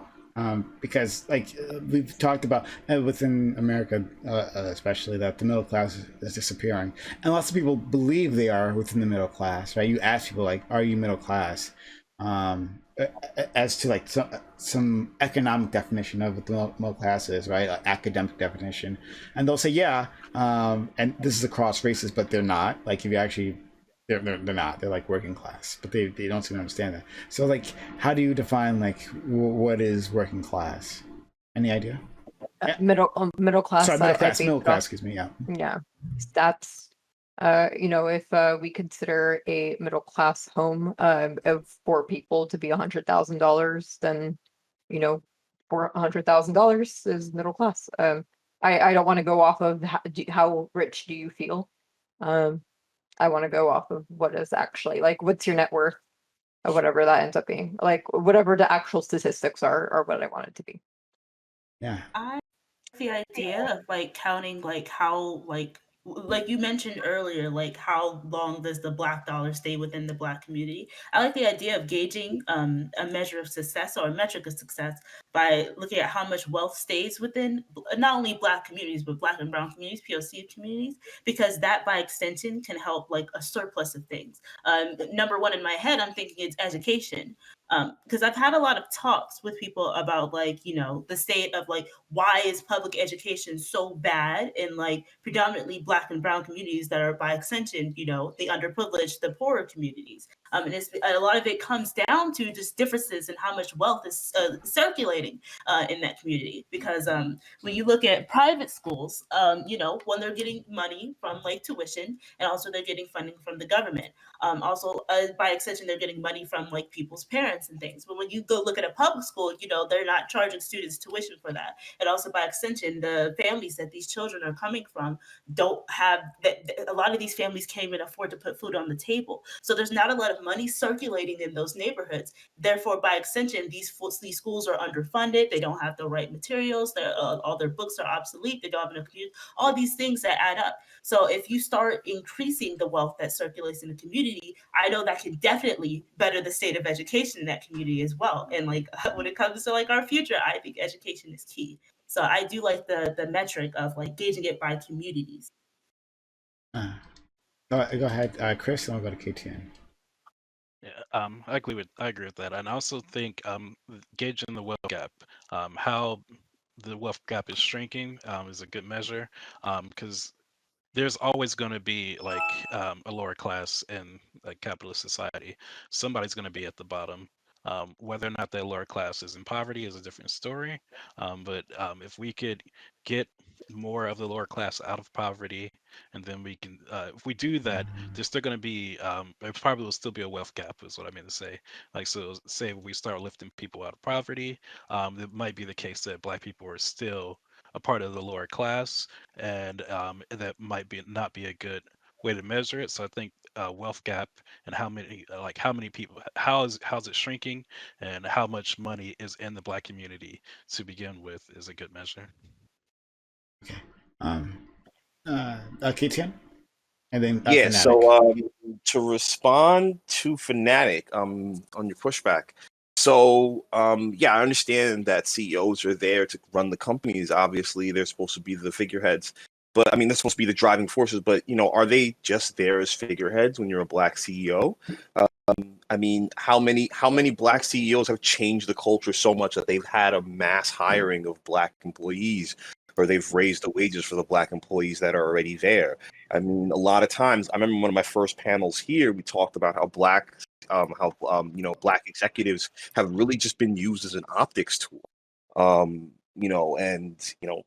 So I mean, I understand what you're saying, but so that's the very thing that she complained about in that video, if you guys watched it, and the one that Prime linked, specifically that a lot of times people were questioning her success, specifically as, are you here as just a token? Did they only hire you because of the fact that you're, like, they can say now, hey, we did the good thing, whatever. And it's crazy because like now you're doing the same argument. And then what's really crazy is also in that video, they go on to explain the meaningful, impactful ways that she did like represent and actually help Black Americans. If you remember at the beginning of this pandemic, or right before this pandemic, there was a situation, or maybe, yeah, whatever. There was those Black guys that went into Starbucks to order food. And they were just sitting down in the Starbucks, and the police was called on them, and there was this crazy outcry over it. And Starbucks, like, eventually shut down all their stores, and then they were like, yeah, like we're not going to allow any of. They shut down their stores for like racial sensitivity training, like I think over 400 stores, and like they just did a whole bunch of nonsense. What was it? 8,000. 8,000. Okay, even more ridiculous. That's crazy. And so they like responded like appropriately, but it didn't just stop there. At the very beginning of the pandemic, during the long hot summer of 2020, there were a bunch of people. There was a big outcry over the fact that local Starbucks were telling certain people like, no, you cannot wear your Black Lives Matter like paraphernalia because it's divisive.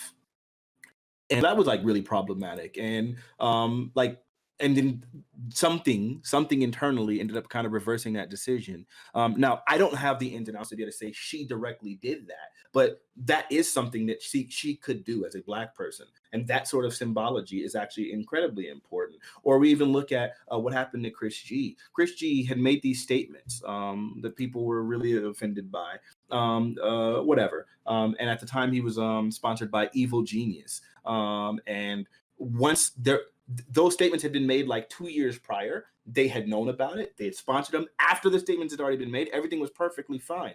Then the CEO of that company became a Black woman.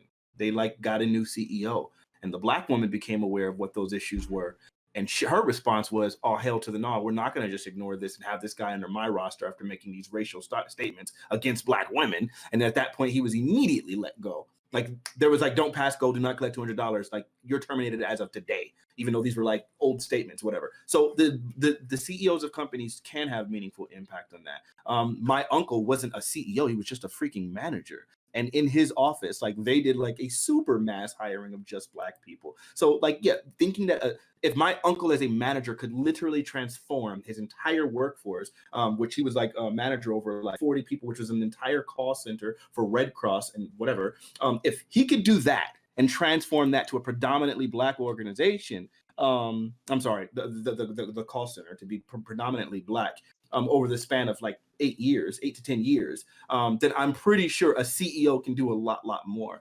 Now, again, this isn't a metric to determine all of Black success. This is something, though, that does highlight the fact that there's such a disparity and that we are so underrepresented, highlights the fact that just because you're wealthy or just because you're just because you're successful, this doesn't go away. Like this isn't a wealth problem. This is a race problem because the wealthy Blacks are discriminated against too. Racism doesn't go away once you're insulated. You just have better ways to protect yourself or to overcome it, but it's still there.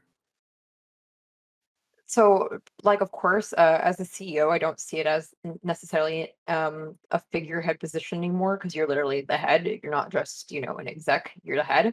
But it is also a bit, I guess, presumptuous to assume that all or, Black people that are in power will necessarily use that power for good.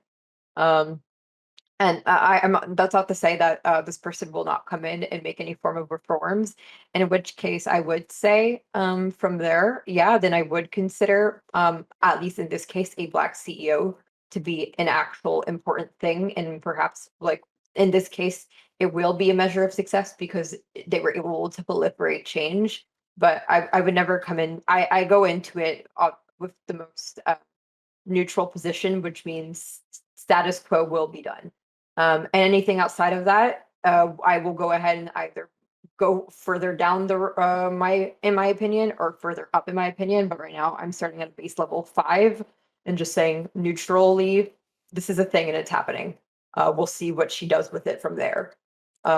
But hey, if we do see whenever a Black CEO comes into power, they do things that other communities do, which is actually improve the material conditions of their communities, because that is something that other groups of disenfranchised people will do, is actually make changes for their people. Then perhaps we can have a conversation about Black CEOs being a force for good. I guess perhaps we just don't have enough data points to know whether or not this is a net good or just something that happens. So, to our newest participant, Azzy, thank you for being here. Azzy, thanks for stopping by. Azzy, we're on topic 3 on Black CEOs. I'm not sure if you got a chance to read that topic prompt. If not, I can read it to you if you want. Or yeah, yes or no? I don't know what that means.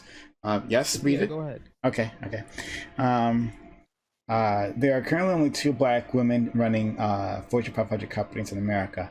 A number of CEOs of mega corporations that ethnic group has long been a measure of success.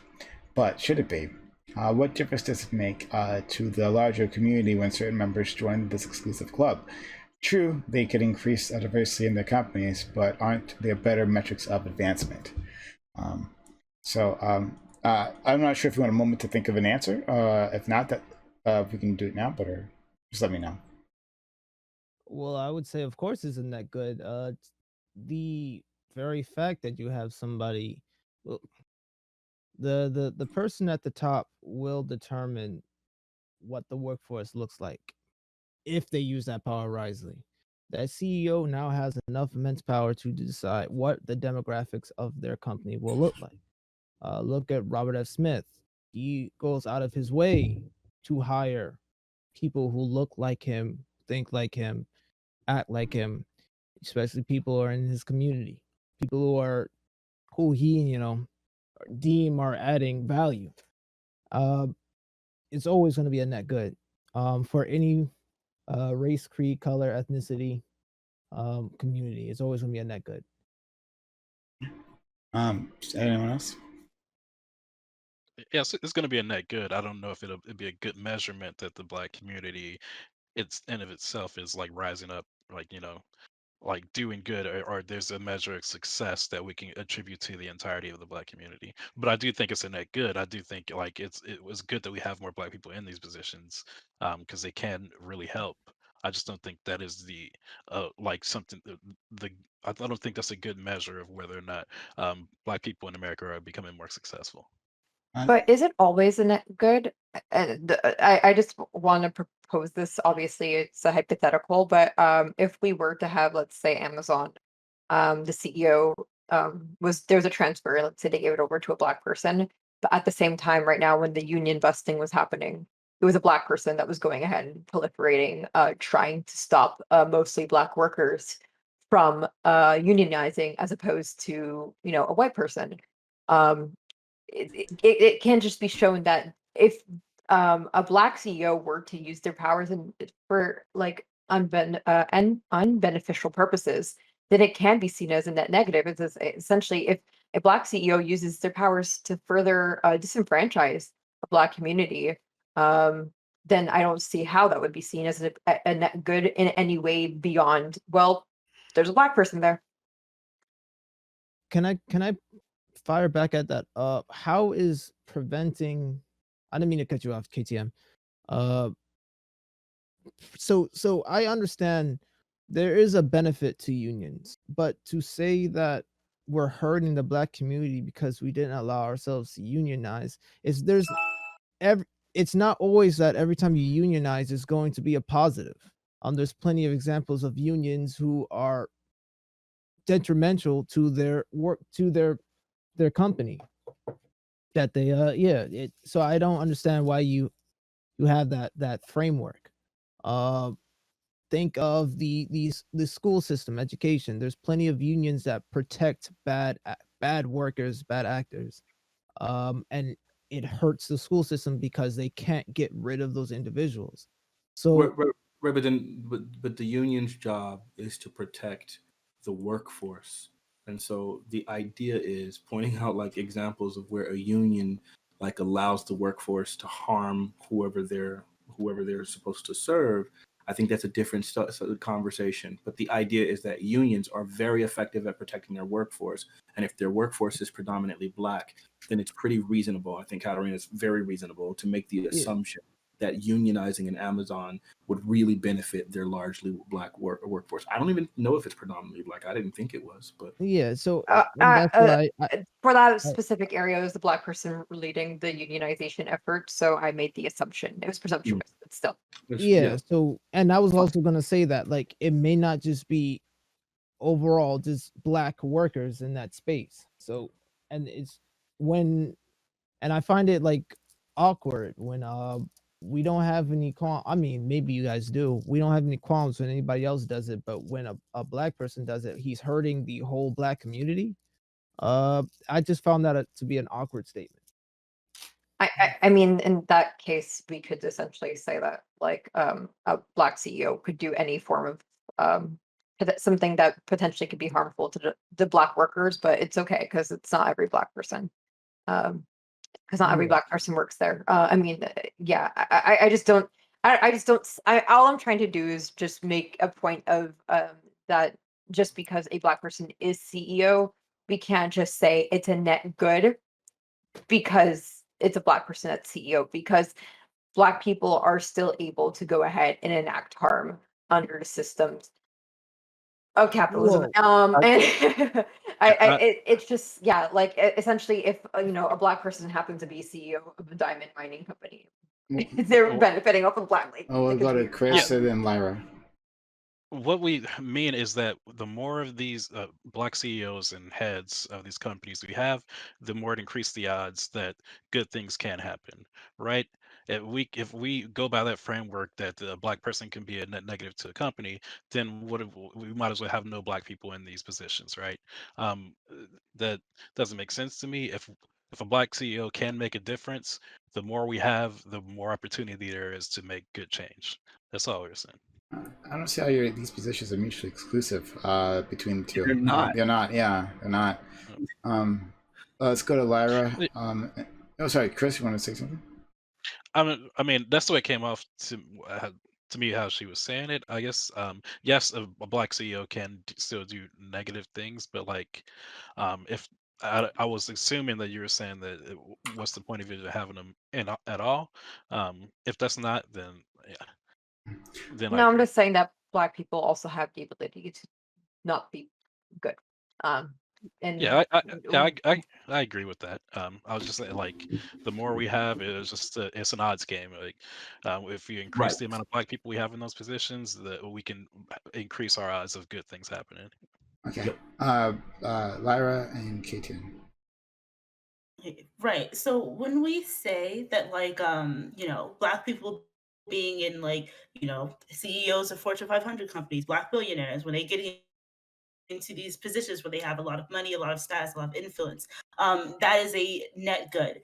So when we say that's a net good, at least when I say it, I don't mean that to say that, like, oh, now there's a Black person in charge, everything that happens to that company is going to be good from then on. It definitely doesn't mean that, because, like, clearly, Black people, we're not superheroes, we're not angels, we make mistakes just as everyone else, and Black people can certainly perpetuate harmful ideas, and as you mentioned, like the person who's like busted down on unionization, Black people can be responsible for harming their own community. So I think it's a very fair question when you ask, like, is it always a net good when they do these things that harm the community in turn? And so my response to that would be, like, I also agree that having more representation will always be a net good, but that represent it's a net good to a very surface level question. If the question we're asking is, can Black people be successful? Then yes, having Black billionaires will always be a net good, because, like, even if when they're a billionaire or just a rich person, if they're a billionaire, that's a Black person who made it. That's an example. However, they're not really helping other people, but it still is a net good to that basic surface level question of, can Black people be successful? Well, yes, because this person made it. However, it's still very fair to say that, like, hey, well, that's not good enough, because it's not good enough. Because that's just more trans drone strikers. Like, there's still an issue being held there, and just representation isn't enough to fix it in itself. Now, it can help, just as, like, the examples that were already listed, with CEOs hiring more people that look like them, extending more opportunities to Black and Brown communities. So, like, they can help, but, like, just having the Black billionaire there in itself is not enough to cause not enough to cause great systemic change, not enough to cause a large, vast, like, motions of, like, progress happening in the Black community. But it's still a net good to the surface level question of, can Black people be successful? Because it at least is a sign that somebody can make it. However, it's still not, like, good enough. I agree. It's not. I'm sure, like, you're gonna say, like, I mean, it's just one person. How good is that? And, like, it's not. It's very surface level, but I still agree this and that good, at least to that surface level question, that superficial question. Let's go to K10. Let's go to Azzy.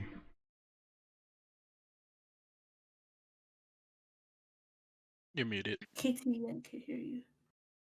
Yeah, we don't hear you at all, K10. I'm sorry. You muted yourself again. Yeah, you muted in Discord. Yeah, yeah. There you go. There you go. Yeah, I want to go back to what Fanatic said about his uncle being a manager. Like, something like that, I think, is a little bit more effective in because, like he said, he had a uncle who was manager of a call center, and I'm sure he was more direct with the hiring, and he was down on the ground level, and he got more people in quicker and faster. Yes, the CEO is the head, and the CEO has the grand schemes and the grand plans, and is overseeing things.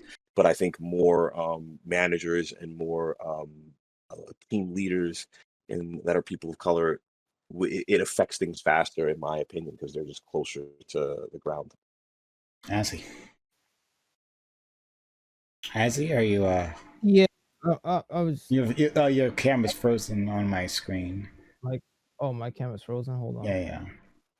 You look good though. You look good. It's good. Good.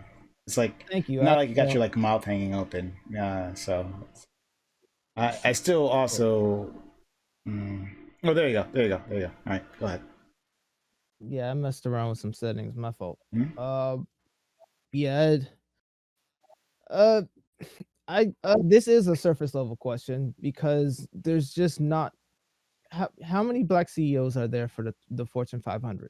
It's Oh, there's like 4. I think it's like 3 now. Mm. Uh, there's not many of us who have even gotten past the surface of of global business. This is a surface level question. We're still scratching the surface on what African Americans can, not even just African or dark skinned people can do. Uh, Shout out to the CEO. She was an Indian woman of Coca-Cola at the time, one of few just dark skinned people who ever gotten a position. Like for me, I'm on the any brown or black person who gets to become a CEO of a company, a notable company, right? S&P 500. Let's just stick with that. That gives us leeway. That gives us more opportunity in general. It's just hard to come by, especially the way they treated us during COVID. These small business owners who wanted to one day just grow their companies into something larger. Black companies got little to no funding for economic assistance during COVID, and hundreds of them just disappeared. I'm not just saying it hurt us; it hurt a lot of people, but specifically, we didn't get much of anything. Uh, we need more representation because more numbers is it's a numbers game, it's an economic game. The more you have, the better odds you have. Doesn't good, bad, I don't really care. As long as you don't burn the city to the ground or cause like a uh, a financial crisis, I'm okay. But yeah, this we need more individuals who are Fortune 500 CEOs And- because it just helps us in the long run for the future. Azzy, just so you know, we heard what you said, but every time you turn a little bit away from your mic, it's like the sound Oh, degrades we a bit. turn up. Yeah, just so you know. You going to respond to that, Katarana? Why is there necessarily more opportunity for us because there's more black CEOs? Because they control hiring. They control the way the company looks. They control the way the company operates. They control the ethics. But I think I also noted that like it's quite presumptuous to think that every black person that comes into a position is necessarily going to do that. I'm not saying everyone. It's not about everyone, but it's just general. Go ahead. Sorry. Yeah, it's not about every single one. Yes, there will be ones that fall through the cracks that don't perform, but at this point, we already know that black people in any space have to work 10 times, if not 100 times harder than their cohorts, be almost spotless. And while anyone else can do the same job and be mediocre at it. So I'm just assuming, based on what I know about black professionals, that when we get these positions, when we get more, remember one, there's 500, and I said 4 CEOs. So we don't even know what we're capable of. So I don't even know why we're speculating the negative when we haven't even gotten a chance to do anything of any significant harm. In which case, that's why I came into this speculating the status quo, because that would be the best speculation. There is no data for us to say that we would necessarily end up ruining every black person's life on the street corner, or to say that we're necessarily going to go ahead and hire every black person that we can see. We say, hey, do you want a job? So it's better to just go ahead and assume the status quo. What the status quo is that black people don't necessarily make it that far up the hierarchy. So I just think it's pretty presumptuous and just kind of, I don't know, rosy eyeglasses, naive, like to think, naive to assume that would that's happen. all we have. That's what I'm saying. That's all we have at this point. We don't have the numbers. We don't have data. We don't have any experience. All we can do is hope. But we don't necessarily need to look as far up to CEO to see if it's classically seen that when black people make it to a certain point, how much of their money goes towards, or how much of their efforts goes towards empowering other black people. And of course, I just feel like there are other communities that definitely make it more of an effort to actually go ahead and empower their community. I just don't feel. Sorry, that's an awful word to use. That I don't feel, but I Black people don't help other black people. Is that what you're saying?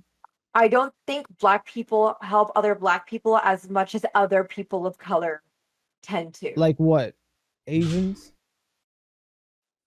For example, but I'm not gonna be like the No, the cabal, or anything like that. But yeah, like there are like for example, within the South Asian community, I do know that there's a lot more But of helping others than there's yeah. this doesn't work because like we the black like the African American community is different than like any like immigrating like populations of like different black cultures, right?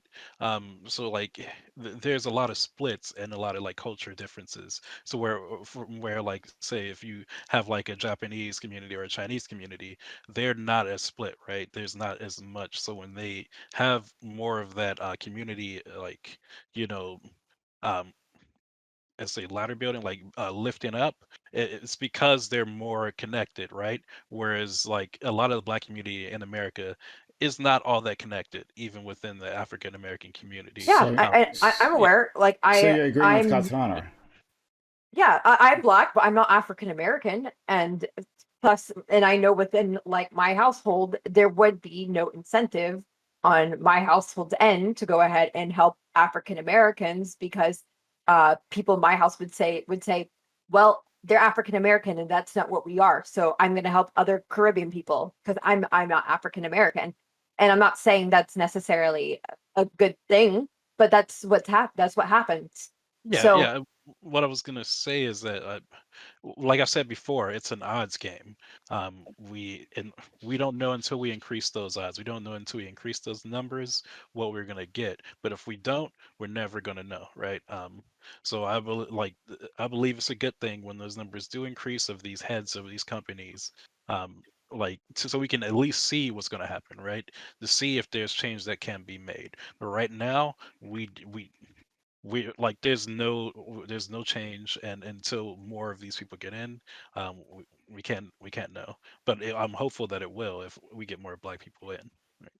Oh, and I definitely agree that it is an odds game. I just think it's a bit kind of, and of course we're not gonna go ahead and put down anybody's accomplishment. Like one person becomes the CEO, still like holy shit, like wow, you did that. Okay, like the odds of you doing that were low. Like fucking good job. Like thanks, good for getting through the whole process. But I don't really think we can necessarily like pat ourselves on the back and say, "Oh shit, work is done." And I'm not saying anyone here has been saying that, but I think we should continue to push until we can get something like I don't know 65, in which case it becomes more synonymous with the population, and in which case we could actually be able to say, do black people in large parts of like in high parts of power actually contribute to the community because we would have enough data points to actually say that, but at the moment we're just wistful thinking.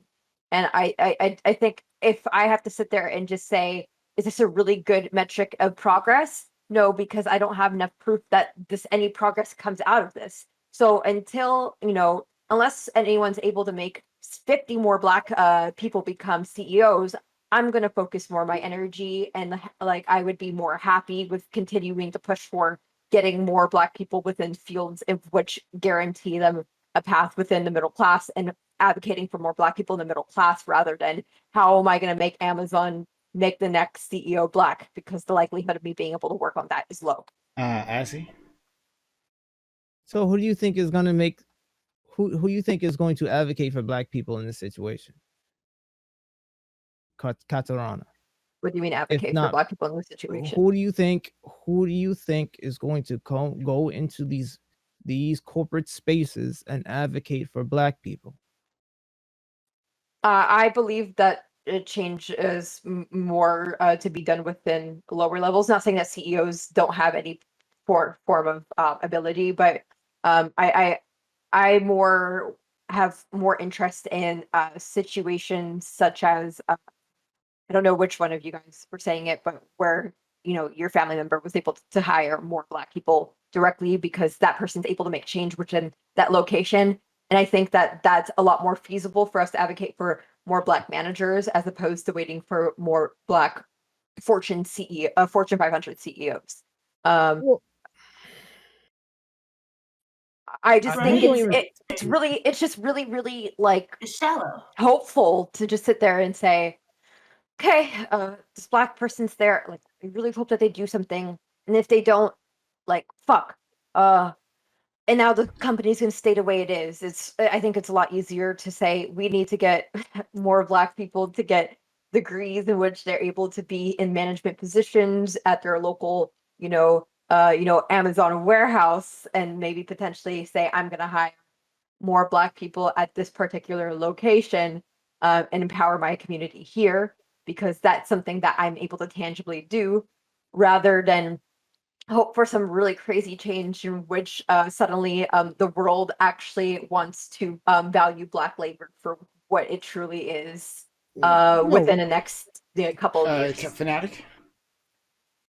You're muted. You're muted. Yeah, you're muted. I just want to say really quickly, it feels like we're going down this crazy rabbit hole. Like, I feel like all Katarana is trying to say is that we can't know for sure, right? Like, in Ozzy, what you're trying to say, I feel like, is just, hey, this is likely to happen. This is more likely than otherwise. And I don't think these things are mutually exclusive, but we've been stuck here for quite a minute, right? Like, we cannot say for certain that a Black person in a position of power will do better for Black people.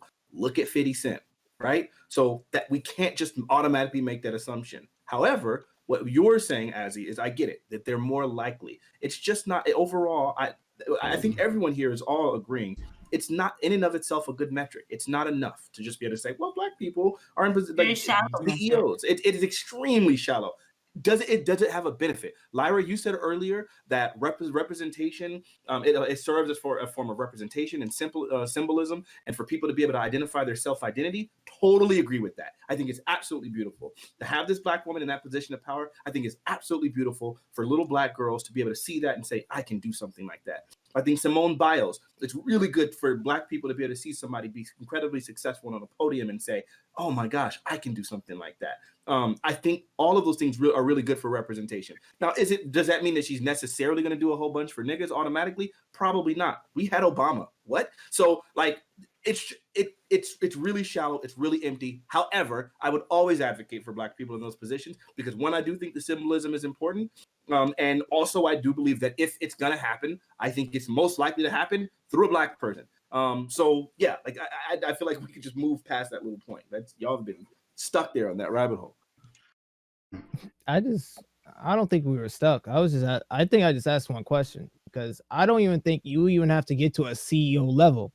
I just think just having Black people in management positions is like flood companies with as much Black people. That's what these professional Black networks mainly are trying to do. They're trying to flood the industry with as much Black and brown faces as possible because this is just how people operate. They're, especially in a hiring process, we tend to hire people who look and sound and think like the person who's hiring.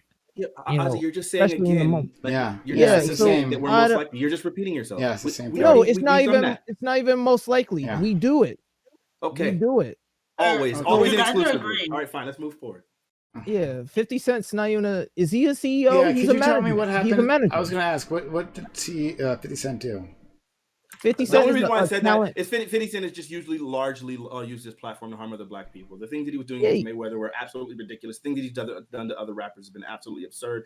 I've never heard of him using his platform in any form of like positive Black affirmation or Black advocacy. To the contrary, you have people like Jay-Z who literally goes out of his way, like on countless occasions, to uplift other Black people. Like ever since he's like really gotten into that self-actualization stage. This is why Maslow's hierarchy of needs is so important. Once you get all those protections and now you got your family, now you got all that stuff, it's like, what are you going to do with yourself now? And what he's showing, which is something that I'm actually really, really proud of, is he's using his platform very, very affirmatively. During the Long Hot Summer, bailing people out like for being jailed for protesting. I think that was absolutely beautiful. I think the money that he donates in these catastrophes, the money that he sent over to Haiti during that earthquake, I think buying lawyers for black people who are in bad business deals, and then not even putting those people on his record label. Like, yo, I'm getting you out of that deal. I'm helping you with this lawyer, but now you're left to fend for yourself. But you're no longer a slave to this label that really like screwed you over with this deal. Like doing things like that.